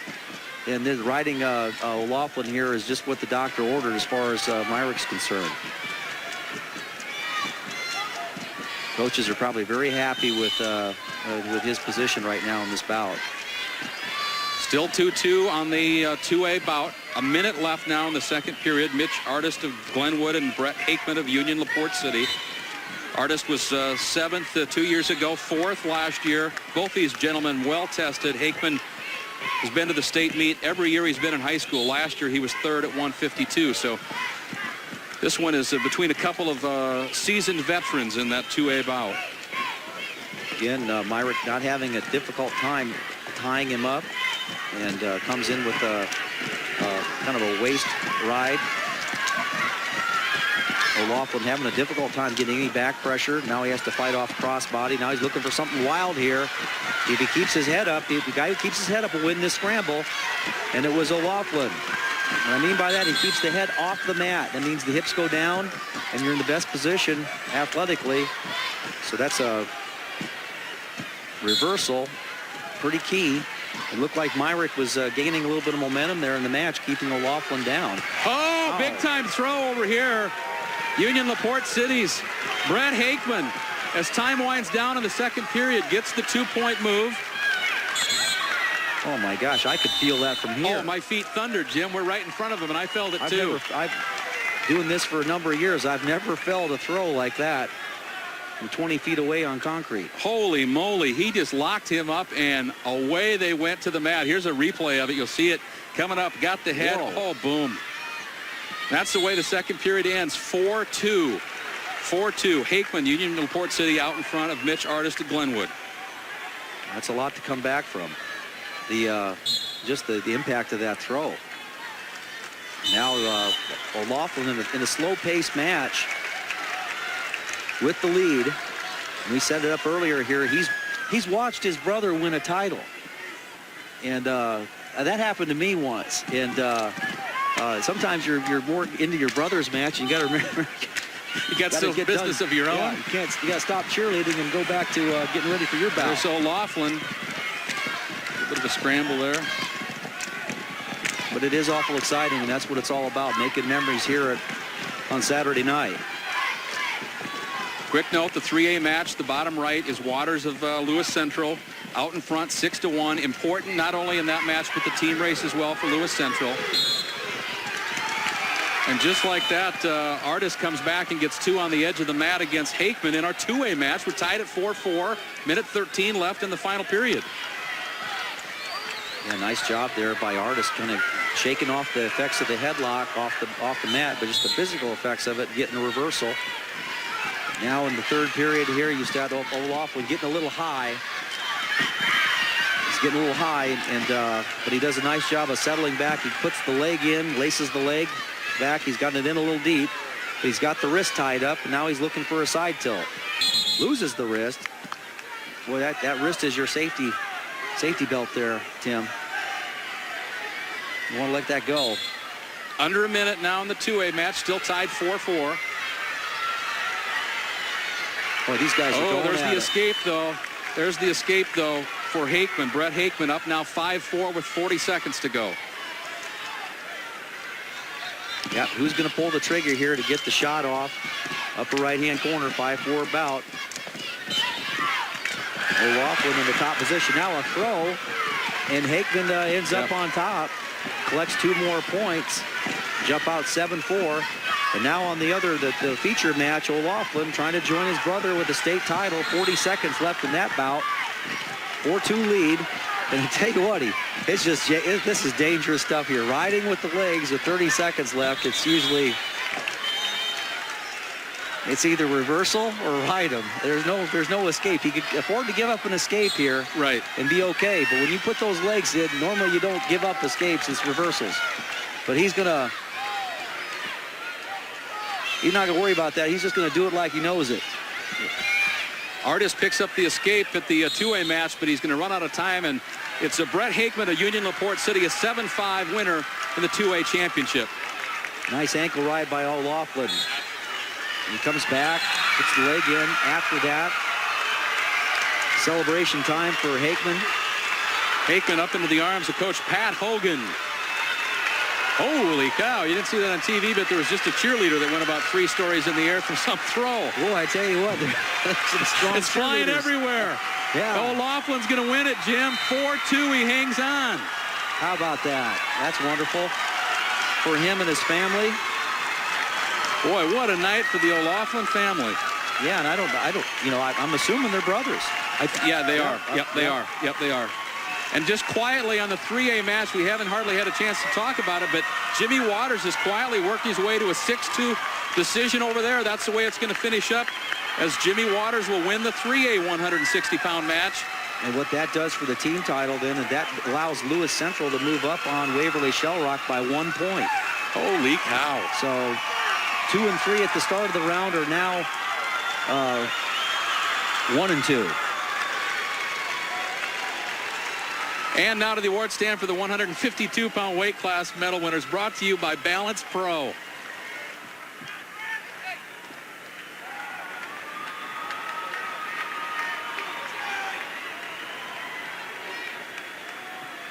Presenting the Class 1A 152-pound awards, Coach Brian Hall of Lisbon. 8th place, Dylan Colvig, Nashua Plainfield. 7th place, Nicholas Colgraf, Okoboji Milford. 6th place, Ben Becker, St. Edmunds, Fort Dodge. 5th place, Nick Roush, Turkey Valley, Jackson Junction. 4th place, Heath Sheeter, Guthrie Center. 3rd place, Tyler Burkle, Northland, Troy Mills. Runner-up, Joy Verscore, Kingsley Pearson. And the 1A 152-pound state champion from Lisbon, Ryan Morningstar. And we'll check the 2A award stand after this from your local stations. Dan Cummings of Mediapolis. 8th place, Paul Fisk, MFL Marmac. 7th place, Colin Clark, Spirit Lake Park. 6th place, Mike Farrer, New London Winfield, Mount Union. 5th place, Ryan Collins, Glenwood. 4th place, Aaron Jansen, Emmetsburg Armstrong Ringstead. 3rd place, Kyle Fornes, Columbus Waterloo. 2nd place, Calvin Barber, Winterset. And the 2A 152-pound state champion from Mediapolis, Micah Keller.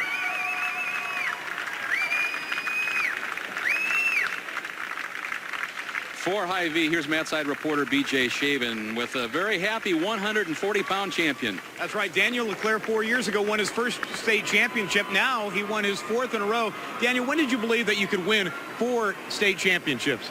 Ever since my freshman year, I started winning. winning big matches. I just knew it. I could do it since then.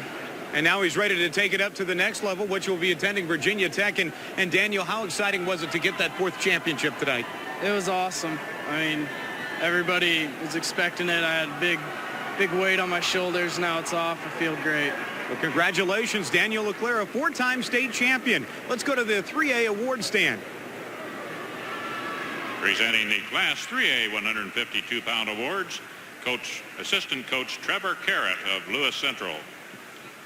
8th place, Blake Rockwell, Macokota. 7th place, Ben Hectone, Fairfield. 6th place, Jerian Beats, Cedar Rapids, Kennedy. 5th place, Matt Splitgerber, Marshalltown. 4th place, Kevin Klusner, Epworth Western Dubuque. 3rd place, Jake Kerr, Oskaloosa. Runner-up, Billy Lewis, Bettendorf. And the 3A 152-pound state champion from Lewis Central, Mike Stamp. Back with the 171-pound matches next. To become the 16th 4-time champion. And the 2A match between Chad Beatty of Wilton, top-ranked, the senior, against Jake Madsen of Northwood-Kensett, also a senior, comes in 34-1. Well, great matchups here, Tim. They've got, this is our feature match, a repeat of actually a first-round match last year, won by Scott Hazen from Underwood in the blue singlet, and he's going against Craig Creeman. Both athletes are seniors. Their last crack at here. Both athletes have placed in the tournament. Last year, Hazen finished 6th, and Creeman finished 2nd.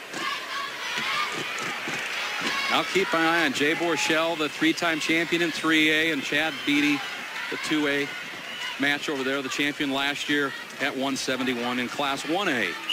Well, he's wrestling a young man, Austin Bohm, the son of the Urbandale coach, and you know Austin's not going to back down. There you see a nice leg attempt and finish by Hazen from Underwood. It's off to an early 2-0 lead. And it's starting the freestyle position. 2-way match, minute 30 on the clock here with a 2-0 advantage for Jake Madsen of Northwood-Kensett. Actually, that's was that Chad Beatty? I've got him reversed. Yep, I got him reversed there. And Chad Beatty was a state champion last year, so we've got some a lot of awards and credentials here with Chad Beatty, state champion, Jay Borchell going for 4 state titles.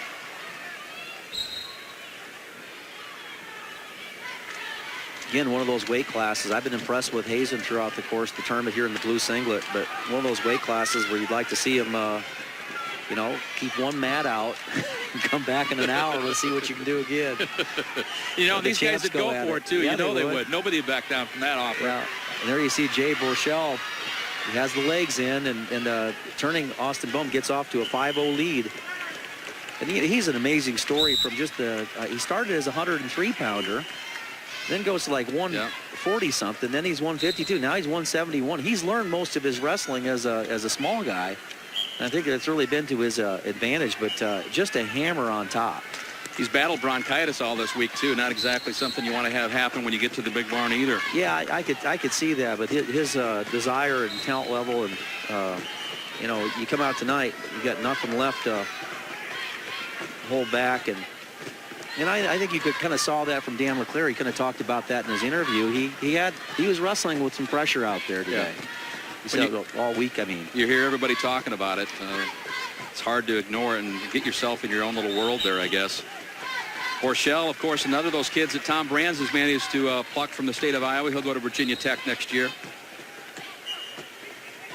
And certainly some good seed capital for getting his program on the right track at VTech. And these good Iowa guys. Of course, you have a lot of things happen in college that can affect a transition. It's not just what happens technically, but it's what happens obviously in the classroom and socially, and you know, and in this case it's distance away from home. But it'd be interesting. Not many coaches have had other state programs that come into this state and had that much success taking that's rare. Top quality recruits out. And I think this year's class of recruits is pretty exceptional. Hazen out to a 2-1 lead, and Freeman having a difficult time getting off of his base. We're only 20 seconds into the second period. Bohm still leads 5. Well, he's trailing Borchell 5-0. 5-0, I should say. Trails Borchell, yes. Chad Beatty out to looks like a comfortable 4-1 lead. Nothing's comfortable down in here, this environment, as long as there's time on the clock. But off to a good start, certainly, with a 20 seconds left in the first period. Hazen and Creeman, meanwhile, in the 1A match, they're 2-1. Hazen was 6th a year ago at 160. Kremen, meanwhile, was 2nd at 171. Both looking for their first championship. Roll-through situation, and what Hazen's done a nice job of is going ahead and keeping the wrist controlled. And that's the game of Jay Borchell over there. You see him really coming out, being really comfortable out there, coming out really high, and Austin Bohm in a tough situation. Now here's potential back points. Nope, just a roll through. Nope, he did get points for Hazen from Underwood.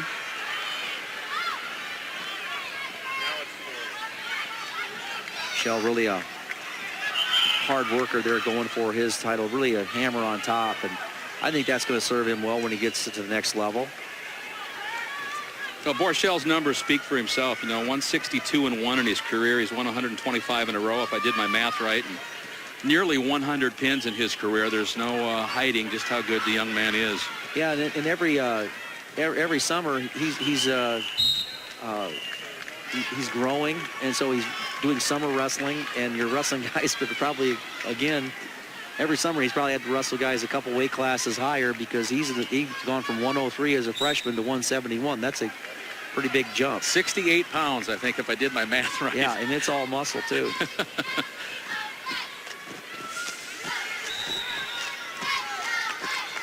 Quick update on the other two matches. Then the 1A match now has gone to 5-1. 5-1 Hazen of Underwood out in front of Kremen of Tipton. And the 2A bout, between Chad Beatty and Jake Madsen is at 4-1. And it's Madsen of Northwood Kensett out in front. Yeah, and Madsen and Bohm from Urbandale kind of in the same situation, having a difficult time with stronger opponents, and difficult time getting out from underneath. I think that has a lot to do with the quality of opponent. Under a minute in the second period in that 2A match then.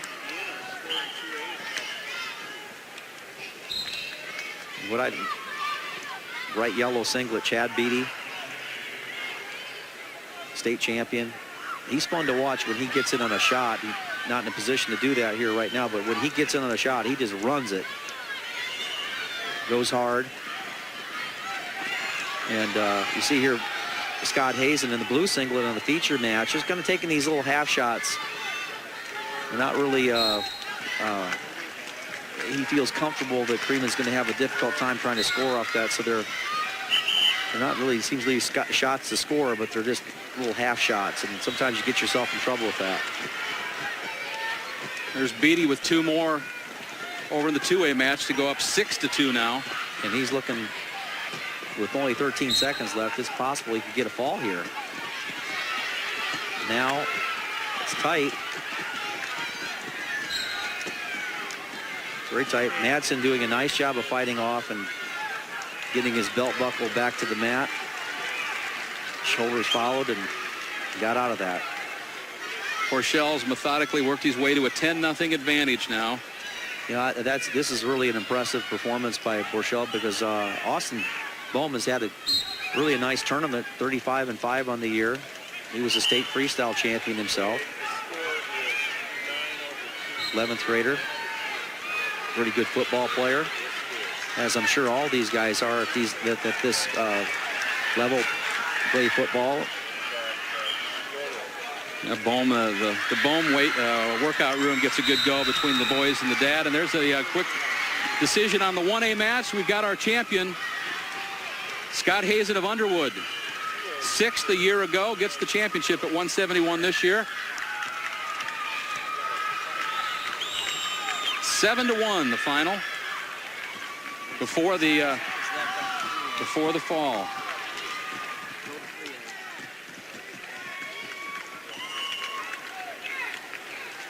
Okay, there you see it. We're going to get a chance to see what it's like to win 4 titles on the big screen.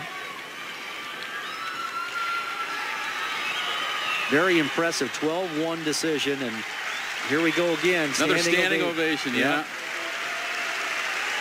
Really impressive. Going up to weight classes like that, and not just like 1 or 2 weight classes at a time, but you know, a lot of the 4-timers start at the lightweights and go up, but he's done it all the way through, and really impressed with his career at Linn-Mar Marion. A little bit of an emotion in the face of that's as good as it gets. Jay Borchell, you know. But you sense from both of the 4-timers it was a relief thing. Yeah. Just a big exhale, yes, exactly, when they left the mat. Now he can sit back and enjoy it a little bit. Now's when the fun begins. Yeah. Okay, we've got our 2A match that's left. It's Madsen of Northwood Kensett out to a 12-5 margin. 12-5 margin, under 30 seconds to go in the match. Madsen got a possible spladle set up here. Only got about 15 seconds left. The spladle was a big defensive move where you can take your opponent to his back, but Beatty would have none of it here in the yellow singlet, and he gets himself down in a good low stance, controlling the collar, and he's going to finish this match on his feet. Madsen will beat the defending champion at this weight. Chad Beatty bows to Jake Madsen of Northwood Kensett, 8th a year ago, and this year he's the champion.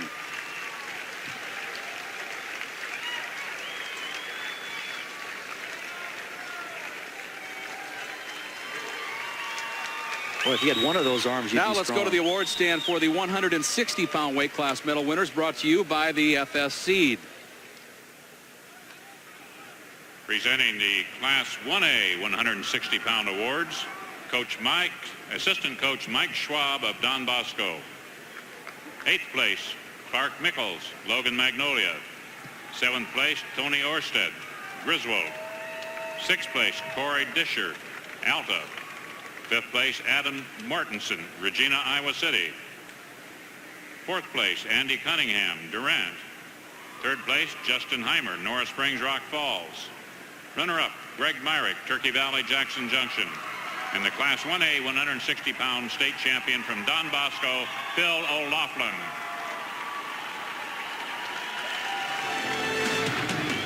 And we're back with much more after this.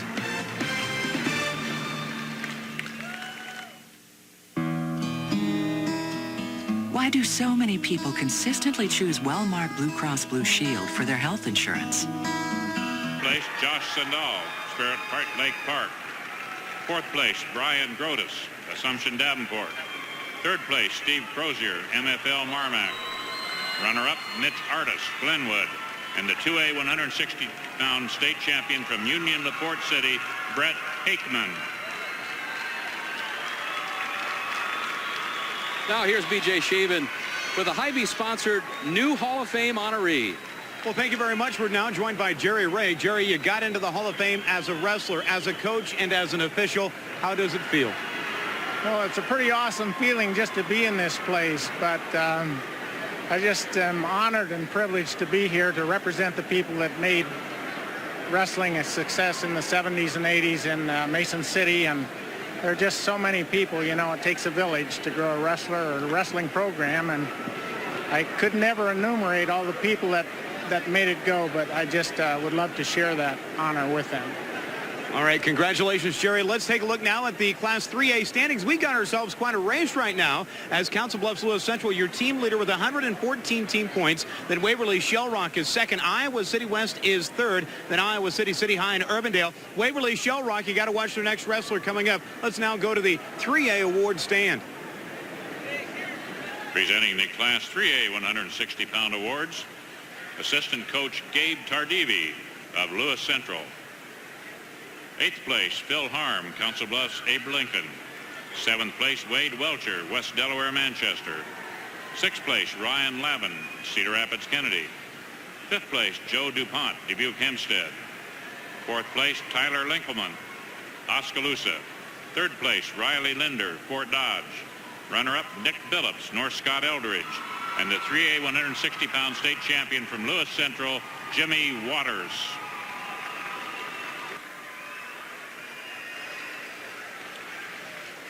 And we'll be back with the 189-pound matches after this from your local stations. One thing I can't stand is people lollygagging around when there's money to be saved on new cars, trucks, vans, and SUVs. And since right now, D&D Chevrolet's got an entire lot full of amazing deals, I want to see you people move, move, move. That's right, Coach. Lease a new vehicle with $0 due at inception. Zero, nada, zilch. Lease a new 2005 Chevy Cobalt for just $169 per month. We'll start with the 1As on the feature side of the screen. Alec Bonander of West Lyon, the senior's unbeaten. He goes up against Thomas Hess of Bedford, also unbeaten. The top square is the 2A match. Ty Copsey of Glenwood up against Joe Curran of Bishop Heelan, Sioux City. And the 3A match, the bottom right, Romeo Jomesi of Waverly Shell Rock, the senior, against Gordon Johnson out of Fort Madison, the junior. And, of course, that Waverly Shell Rock still right in the middle of that team race as well, Jim. Yeah, let's set the stage for that here. 114, as BJ mentioned there, they're down by 1 point. If Romeo Jomesi were to win this bout, that would be 14 points. That would vault them up to first place ahead of Lewis Central, who's done so far, but they are in first place. Okay. Here we go. Iowa City also has a heavyweight wrestler, actually 2 15-pound wrestlers, so they could still make some noise here as far as moving up the ladder. Travis Mead at 275 there, you're right. On the feature match here, we have Alec Bonander, and he's the senior, placed 5th in the tournament last year. These two wrestlers have never wrestled. He's wrestling Thomas Hess, who finished 8th in the tournament last year. 41-0 record for Hess and 36-0 for Bonander. Something's got to give. Hess had a strange one in the semifinals, too. He won by disqualification, if you remember. His opponent wasn't able, his opponent was disqualified in the semifinals. Well, and so Hess got the easy move into the championship bout, as he didn't even have to even go 3 periods after his opponent was disqualified. Yeah, I didn't see that, but I tell you what, nice, impressive record. Maybe perhaps his opponent showed some poor sportsmanship, and referees have really done a nice job of getting right on top of that. I saw today where somebody pushed somebody off the mat, and he got disqualified right away in the consolations, and rightfully so. He should have. So happened earlier when a young man unfortunately threw his headgear across the arena too. Earlier on in the tournament. You so they've done a good about job. The pillars of sportsmanship, but you're not going to enforce them there. You're not going to mean much. Quick check on the 2A match, as it's Curran of Bishop Heelan out in front, 2-1 of Joe Copsey of Glenwood. That's the match you see in the top right. And also Romeo Jomesi out to a 2-0 lead. Waverly Shell Rock in the gold singlet. He's a brother of a Wartburg All-American. And up there in Waverly, and had a good experience, and is also serving as his assistant coach. 15 seconds in that 2A match.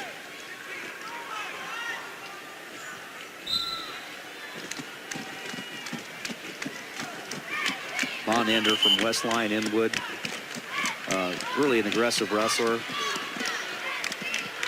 Nice slide by attempt there by Hess. He'll start in a neutral position. Only 15 seconds left in this first period. And sometimes, Tim, you're out there, you get that first takedown, and you kind of just exhale a little bit.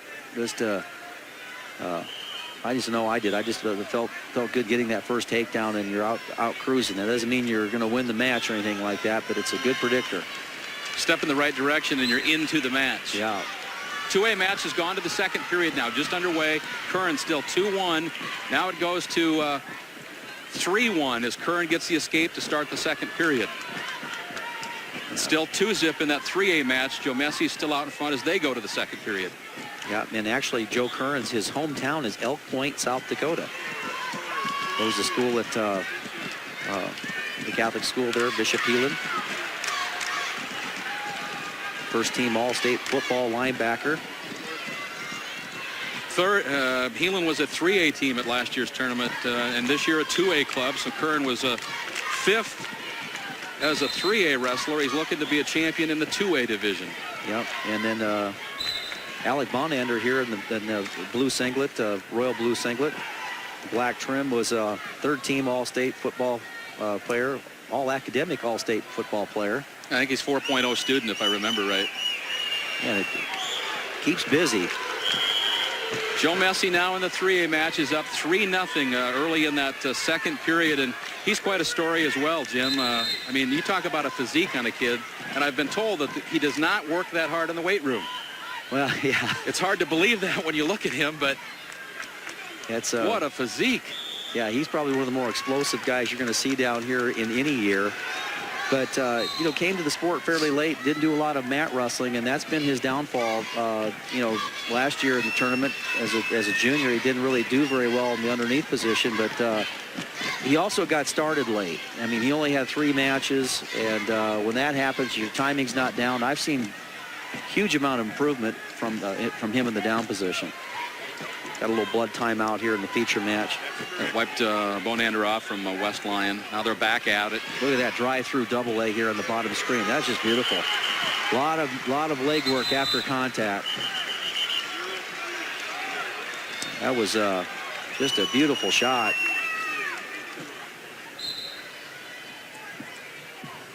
Curran's extended his advantage in the 2A match just a little bit. Now 5-2 as there's just 10 seconds left or so in the second period, and we've got one of the 3A guys down with a cut on the head, I believe. It's going to be Gordon Johnson of Fort Madison. Now this is turning into a pretty good battle here. 2-2. Bonander and Hess. Hess has done a nice job here, just keeping his position. And when they get ear to ear, he seems to be the aggressor. Being able to get to the corner.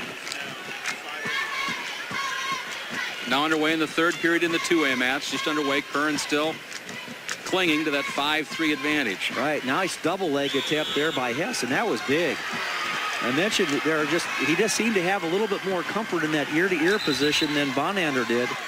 And that time he just went off, worked the head, and drove through. Really caught Bonander off guard there, and Bonander puts his head on the mat right away, and that's not an athletic position. He's working himself back up, but got off to a slow start off the whistle, and that's big points there for Hess. On that 3A match, you see Romeo Joe Messi pacing. He's waiting for Gordon Johnson of Fort Madison. They're taping with gauze, it looks like, across the top of his head and across his ear. From our position, I can't tell if perhaps there was a bit of a clash there and a little bit of a cut perhaps above the eye. Okay, here you can look at on the replay here, the lower right screen. Yeah, you can just see how he drops at first and then drives. Now watch him drive, step, one more dive because he knows he's getting to the edge of the mat. That's just impressive technique, but that's just an excellent example of how to penetrate through a man. He dropped first and then drove and then drove and drove. A lot of leg work after contact. Under a minute now in the 2A match. Joe Curran of Bishop Heelan hanging on to that 5-3 advantage. Curran 5th a year ago, looking for a championship against Ty Kopse of Glenwood.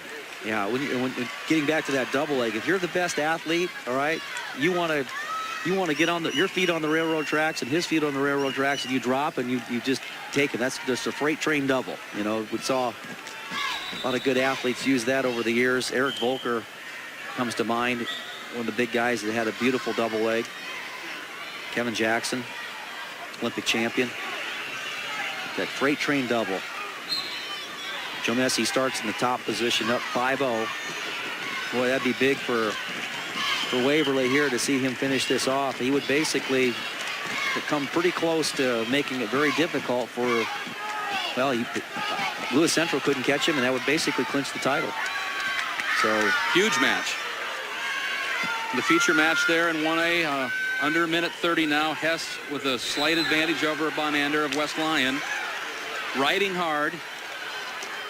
And Bonander got into this match about a minute left in that second period, and now he's riding and making it difficult for Hess, making it difficult for Bonander to get back in the bout. And I can see Bonander's raising his level a little bit. He's got to call on his mental reserves and physical reserves to get his shot off. There's his free shot. Question is, how much starch was taken out of him in that riding? And it looks like quite a bit.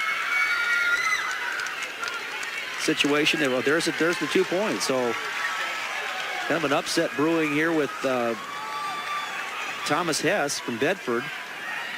Quick note: Joe Kern is your champion in the 2A bout. He beat Ty Copsey 7-3 at 189. Joe Kern, Bishop Heelan, 2A champion. And finishing out this 1A bout here in Bonander and Hess from Bedford. Hess, after giving up an early takedown, gives up an escape there, a 6-4. 25 seconds left, so they're going to come to the center. And this is what you work on in practice, Tim. You got to think in these situations. What am I going to go to down by a takedown here, 30 seconds or less? You have to have an idea in your mind. This is what you've been working for. Let's see what happens. Have a game plan there in your head. So when that pressure situation arises, you're not trying to think on the fly almost. Yep, there's a shot attempt. Fought off very well here by Hess, and it just looks like he's done enough to tire Bonander out. Only a couple of seconds left. And he's going to win. Thomas Hess of Bedford. 8th place last year, all the way to first. One step of the ladder all the way to the other. He's going to like the view. I think he is. I think he is. Finishes the year unbeaten as a state champion, and that leaves us just the 3A match, which is now 7-0. Romeo Jomesi out in front of Gordon Johnson. Well, I'm going to tell you. Big points. Yeah. Now we move over to the other bout here. Talk about somebody who's going to like the view here. Romeo Jomesi, 7-0. He's got an opportunity to clinch state team title and win a team title. 25 seconds left.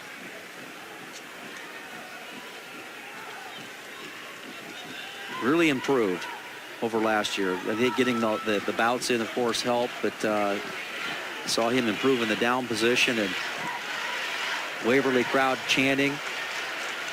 Yeah, the Waverly fans have fallen in love with Romeo Jomesi. I was up in the crowd with them earlier in the week, and there you go, 7-0.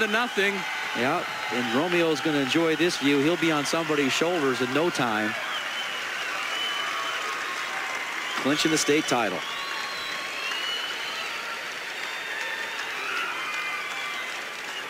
There you have it.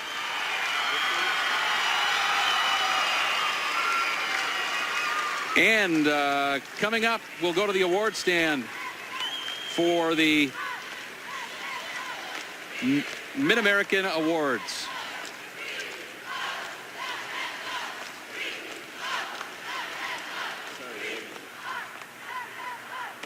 Presenting the 1A 171-pound awards, Coach Blanchard Johnson of Underwood. 8th place, Ryan Freeman, I-35 Truro. 7th place, Dane Wilson, Riverside, Oakland. 6th place, Matt Peary, Guthrie Center. 5th place, Jeff Meyer, Belmont Clemmy. 4th place, Clint Eakins, Cardinal Eldon. 3rd place, Jared Enderton, Grettinger Terrell. Runner-up, Craig Freeman, Tipton. And the 171-pound Class 1A state champion from Underwood, Scott Hazen.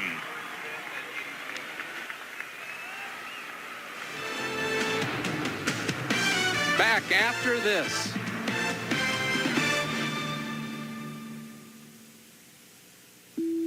With Option Herbicide, it's not just about what's going on out here. It's also about what's going on in here.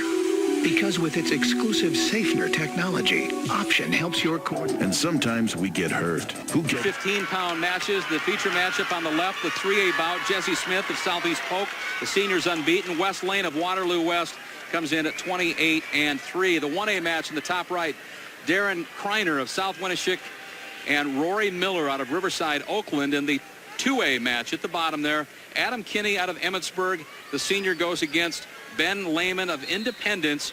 Lehman is a junior. You're going to see somebody in the white singlet there that really has a lot of offense, takes a lot of shots, and was really impressed with the way Jesse Smith went through it. He's going up against Wes Lane, who was 92-18, 28-3 on the season, 92-18 for his career. Two wrestlers. Oh, in the 2A match, Kenny, who is not ranked. In fact, oh man, first year of varsity wrestling, and in his notes it says he loves to throw. I guess so. Well, he got a big time throw. 5-point move. Yeah, and now, just like that, Lehman's fighting back.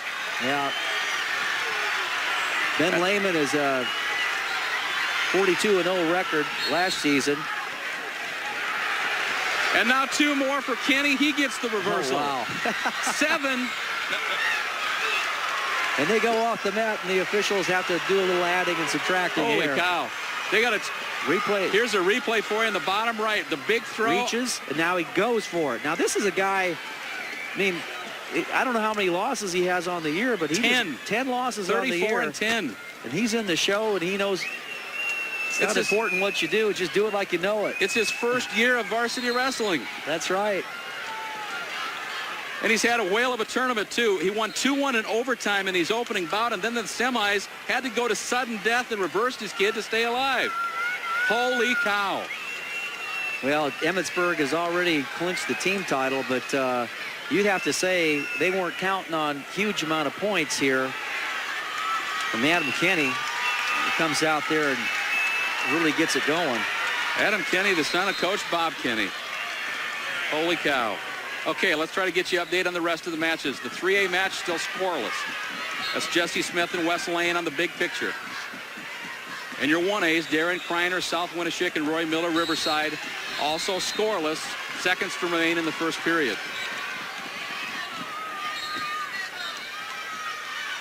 After they sorted through the points there, it's 9-6. Kenny in the 2A match out in front, Jim. Still anybody's bout. There's a nice shot and finish there by Jesse Smith from Southeast Polk in the white Oh, he's got the headlock up again. Headlock. Well, I tell you what, when you're lefty and you can throw like that, that doesn't make any difference. Well, what your build is, guys aren't used to that. Oh, 3 back Three points. more. He's lit it up here in the first period with 14 points. 43 seconds left in the period. Here's another replay. All right.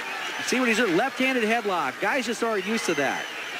Tell you what, you're sitting at home and 10 years old and you're sitting here, hey, you want to learn how to throw left-handed. Impressive. 14-7 lead. But we've got a football score here so far, and I don't think we're going to be done. This could be a wild one. Holy cow. Half minute left in the first period. We're only in the first period, and it's 14-7. And Kenny basically rushes him now. Now he goes back for a double over. Left-handed headlock. Comes back the other way. Now he's going to go. Oh, he wasn't comfortable with that right-handed headlock. Lehman comes back with the big heave ho this time. Yeah, it's points at the end of the period, but I think Coach Kenny will take his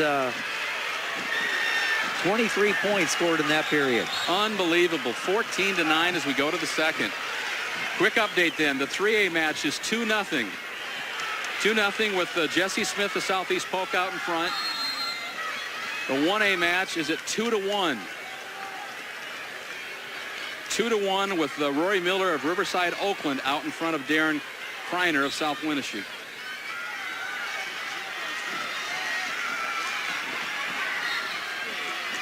Kenny cut his man at the 2A match there to make it 14-10.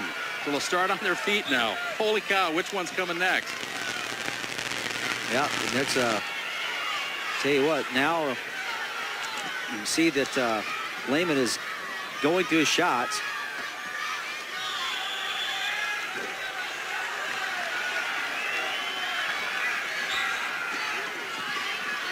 We're going to go ahead and over and under again on that Kenny match. Emmetsburg against Ben Lehman, lower right-hand corner. Now the big throw again. That didn't quite work as well. And they're getting a little softer on their attempts. Lehman cuts the deficit to just 2. Kenny still leads it 14-12. About a minute left now in the second period. That's there, the bottom right screen. 14-12. 26 points scored. Non-stop action here. And I think Lehman is doing the right thing here. He says, the heck with this. I'm going to keep you down. Even though you had the lead. Just under a minute left, second period of the 2A match. 14-12. Kenny of Emmetsburg ahead of Lehman of Independence. No change on our other matches. Yeah, just an escape by West Waterloo's Lane. Oh, you're right. Now a headlock situation, or actually a deep half, and there's the fall. Lehman gets the pin. I'll tell you what, that's a testament to poise. Fighting off your back, giving up 14 points, and coming back and getting the fall. A qualifier a year ago, Ben Lehman, the top-ranked kid at the weight, survives a throw fest against unranked Adam Kenny to win the 2A championship. And Adam Kenny gave everybody in here a great thrill, not only today, but in the semifinals, winning a close bout. Quite a senior season for a kid that just stepped onto the mat. Here's a quick replay one more time of the winning throw. Big whip over. Caught Kenny coming up, got off the side. Gets his head up off the mat. When you do that, there's nothing left but shoulders on the mat. Okay, let's check you up, get updated. Then the 1A match, we got a great one. It's 4-3 now. 4-3 now. Rory Miller of Riverside, Oakland leading Darren Kreiner of South Winneshiek. And it's still Jesse Smith of Southeast Polk leading the 3A match 4-1. Much more controlled bouts here going. Catch our breath here for a second. 25 seconds left. 4-3 score. Rory Miller up in the right-hand corner, blue singlet. Highland Riverside. Oh, check that 2A mat for a little indentation where all that throwing was going on. Yeah, we've seen some big throws on the 2A mat.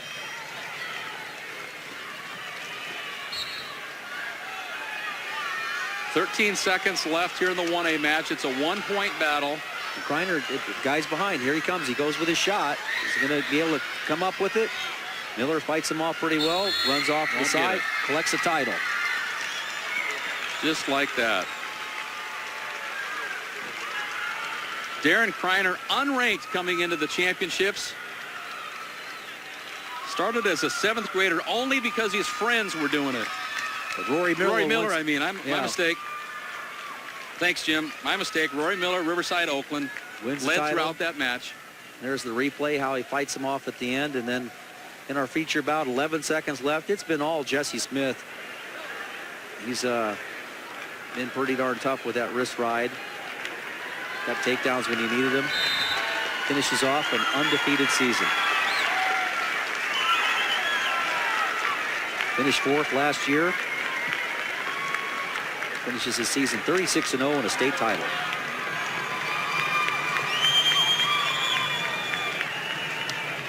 And now let's go to the award stand for the 189-pound weight class. Medal winners brought to you by Liberty. At their gym. Presenting the Class 1A 189-pound awards, Coach Gail Christensen of Bedford. 8th place, Drew Freeman, Tipton. 7th place, Aaron Dunkelberger, Jessup. No 6th place. 5th place, Ken Shika, St. Ansgar. 4th place, Logan Frescone, Cardinal Eldon. 3rd place, Justin Newsel, Highland Riverside. Runner-up, Alec Bonander, West Lyon Inwood. And the 1A 189-pound state champion from Bedford, Thomas Hess.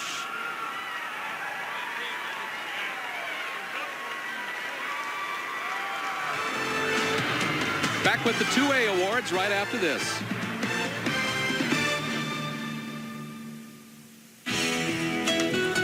Why do so many people confidently choose Wellmark Blue Cross Blue Shield for their health insurance? With the Blues, our health insurance is easy and hassle-free. Even small businesses like mine have a wide choice of plan designs. Wherever we travel, the Blue Card Network gives us the coverage we need. Wellmark Blue. 8th place, Kyle Simonson, Algona. 7th place, Mike Moser, North Fayette West Union. 6th place, Austin Hayes, Columbus Waterloo. 5th place, Stephen Swart, Walk On. 4th place, Joe Noonan, Emmitsburg Armstrong Ringstead. 3rd place, Travis Downs, East Marshall LeGrand. Runner-up, Ty Copsey, Glenwood. And the 2A 189-pound state champion from Bishop Heelan, Joe Curran. Now let's go to B.J. Shaven with the emotions of this great tournament, brought to you by FS Seeds. Well, there certainly has been a lot of ups and downs to the tournament. And when you think of the 2005 state championships, there really has been just one constant to keep in mind. And of course, it has featured everything and anything. But the one constant has really been the emotion inside of this aged arena, appropriately nicknamed the Barn. From each face-to-face encounter, the championships are what we think of immediately. But it's the road to the ultimate celebration that will stick with us forever.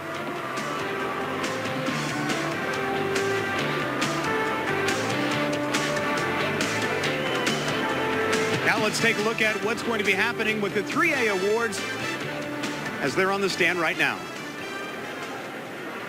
Presenting the Class 3A 189-pound awards, Coach Rick Caldwell of Waverly Shellrock. 8th place, Jared Appenzeller, Boone. 7th place, Mike Freeman, Newton. 6th place, Justin Whitty, Dubuque Hempstead. 5th place, Eddie Lust, Southeast Polk Reynolds. 4th place, Greg Lala, Iowa City City High. 3rd place, Bryce Bohm, Urbandale. Runner-up, Gordon Johnson, Fort Madison. And the Class 3A 189-pound state champion from Waverly Shellrock, Romeo Domessi.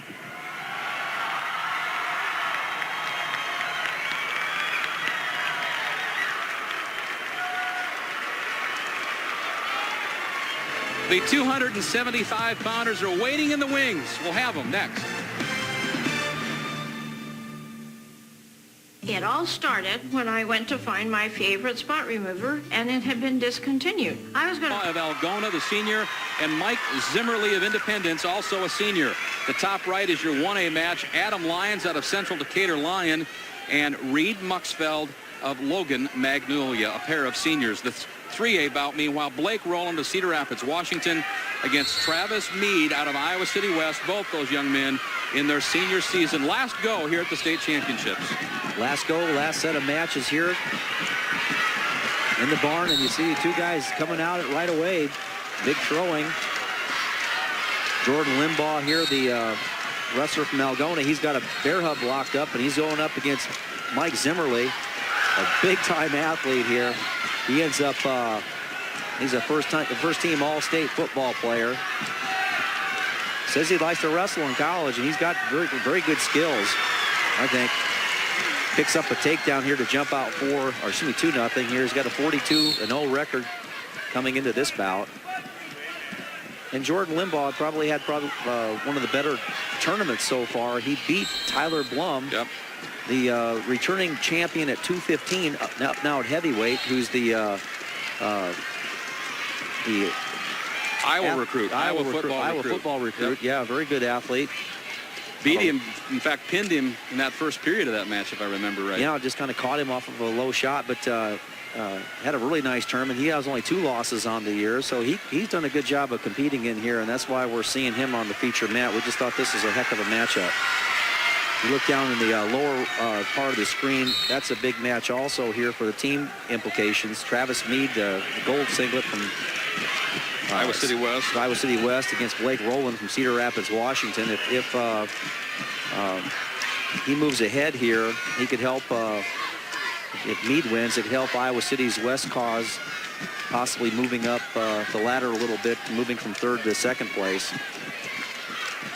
No score in that match. Also no score in our 1A match. The 1A match between Adam Lyons, Central Lyon Decatur, and Reed Muxfeld of Logan Magnolia. Got a timeout on that match as they tend to Lions, working on the headgear there. Yeah, and also a little bit of You know, these guys have gone through 3 intense matches. There's a lot of physical contact out there, and nobody's afraid of what they look like on Monday. They want to, so they're going to go ahead and use that head and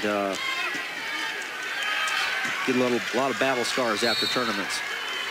Monday will be easy regardless after the week these fellas have been through. And some of these wrestlers will end up wrestling in the state dual meet championships next week. So, Cedar Rapids, yep. Cedar Rapids. 2 guys really going at it. I like the way Zimmerly just hammers his upper body in there. He tries to shoot across the body at the edge of the mat. 41 seconds left. So Zimmerly in the white singlet from Independence. Limbaugh there was a 6th a year ago at the same weight class and qualified the year before as a sophomore. And they're going to take some time to step off the mat again.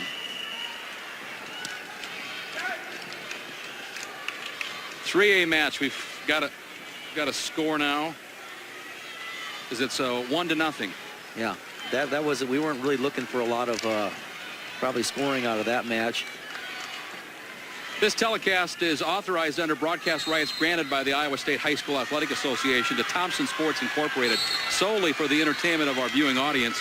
Any rebroadcast or other use of the descriptions and accounts of this telecast without the express written consent of Thompson Sports Incorporated is prohibited. There you see where Mike Zimmerly is able to spin around Jordan Limbaugh again.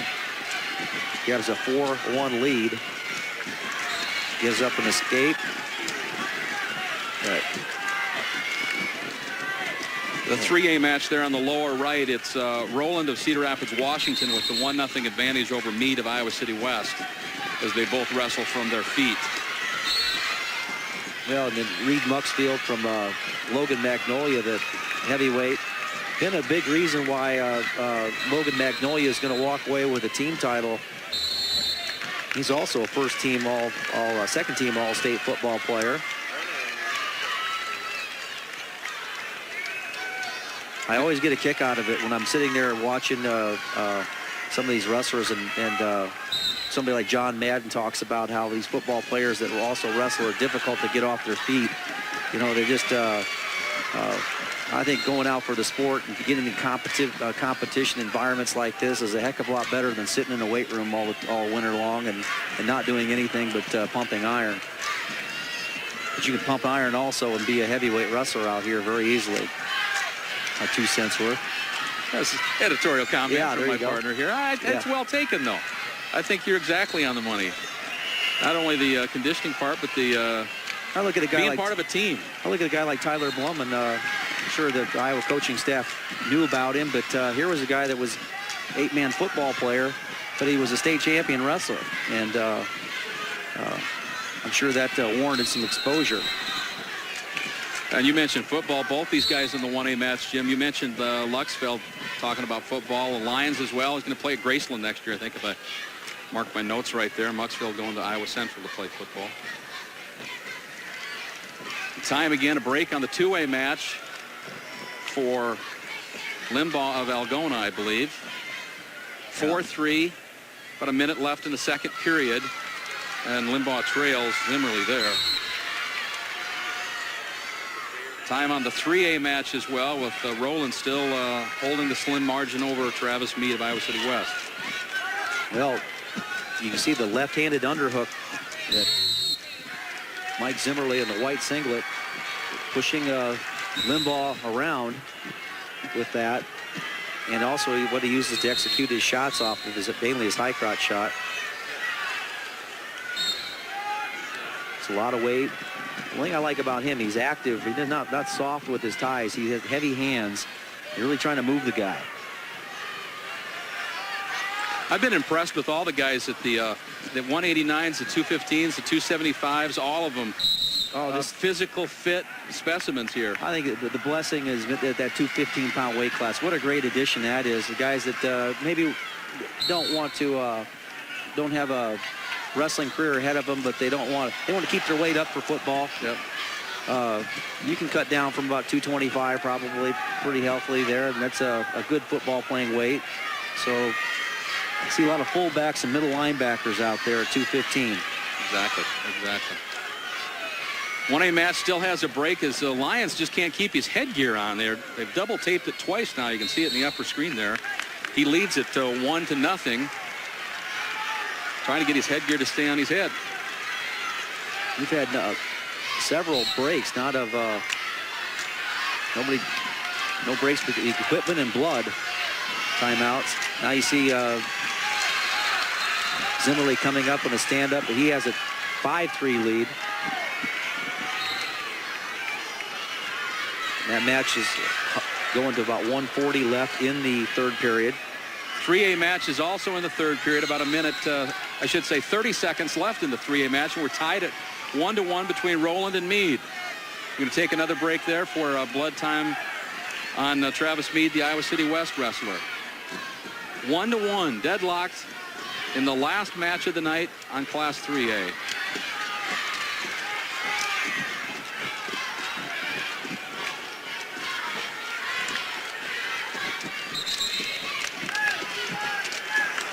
You see Limbaugh getting some instruction from the coaching staff there. They want him to come after Zimmerly, and again, Zimmerly really heavy with his hands.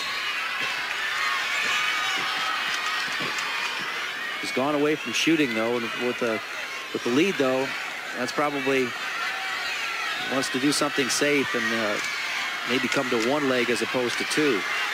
Under 20 seconds now in the 3A match, still tied at 1. Also, you've got Adam Lyons from Central Decatur in the white singlet in the upper picture there. 1:14 left. He's trying to ride out Reed Muxfield from Logan Magnolia, preserve his 1-0 lead. And we'll head to overtime in the 3A bout. They can't decide it in 3 periods. So when that happens, they set 1 minute on the clock. They get an opportunity to wrestle on their feet, go for a takedown.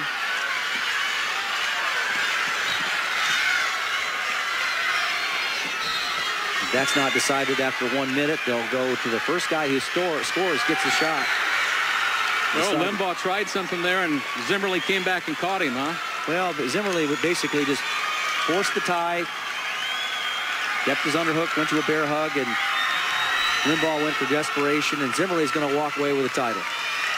There it is, 7-4, the final. Mike Zimmerly of Independence, the 2A champion, and that leaves us only the 1A match, which is still 1-0, under 20 seconds. Adam Lyons of Central Decatur riding Reed Muxfield of Logan Magnolia for the win. And also, Travis Meade gets a takedown in overtime on the 3A mat.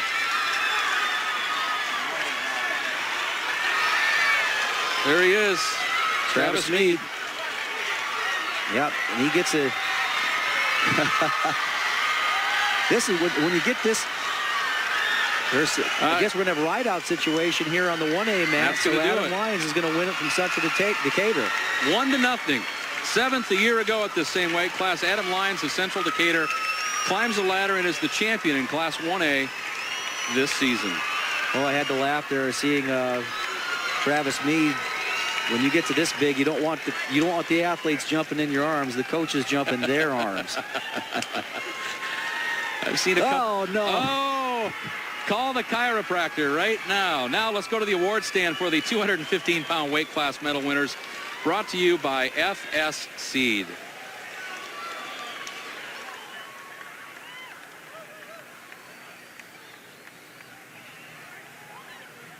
Presenting the Class 1A 215-pound awards, Coach Mitch Anderson of Riverside, Oakland. 8th place, Simon Linder, St. Edmunds, Fort Dodge. 7th place, Jeremy Norwood, Louisa Muscatine. 6th place, Ed Thomas, Comanche. 5th place, Nick Bittner, Central City. 4th place, Matt Jorgensen, Pocahontas area. 3rd place, Travis Greer, Logan Magnolia. Runner-up, Darren Kreiner, South Winneshiek, Kalmar. And the 1A 215-pound state champion from Riverside, Oakland, Rory Miller. Back with the 2A award winners after this from your local stations.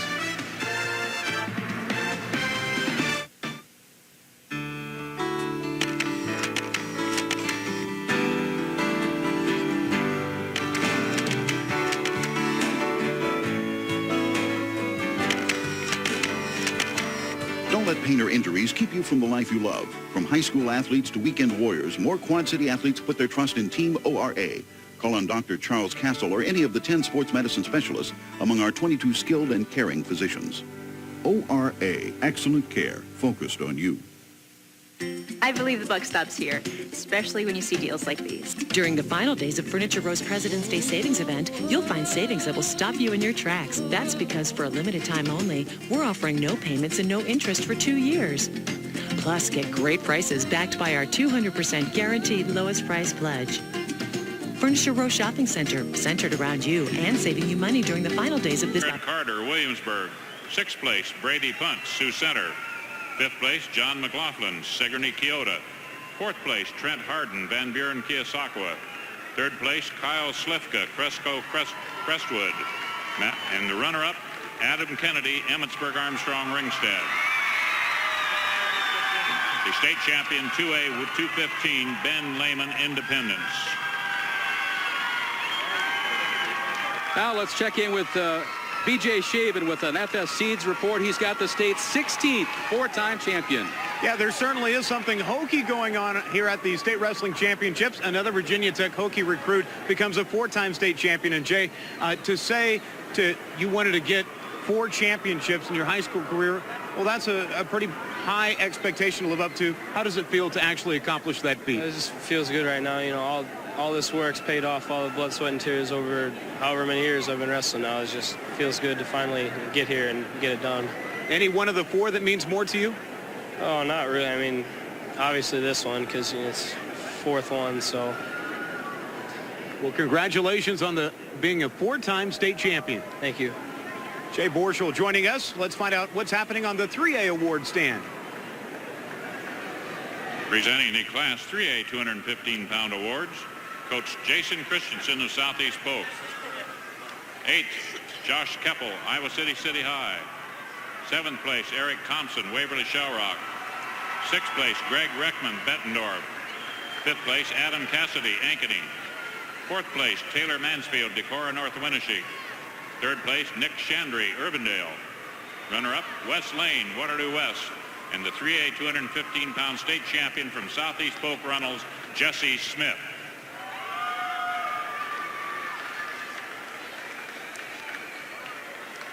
We'll be back at Vets right after this quick timeout. I believe the buck. Charged with trying to lure a 12-year-old girl with the internet and trying to sexually abuse her. Burlington police are charging 24-year-old Donovan Allen Maybe Barr with enticing away a minor. That's a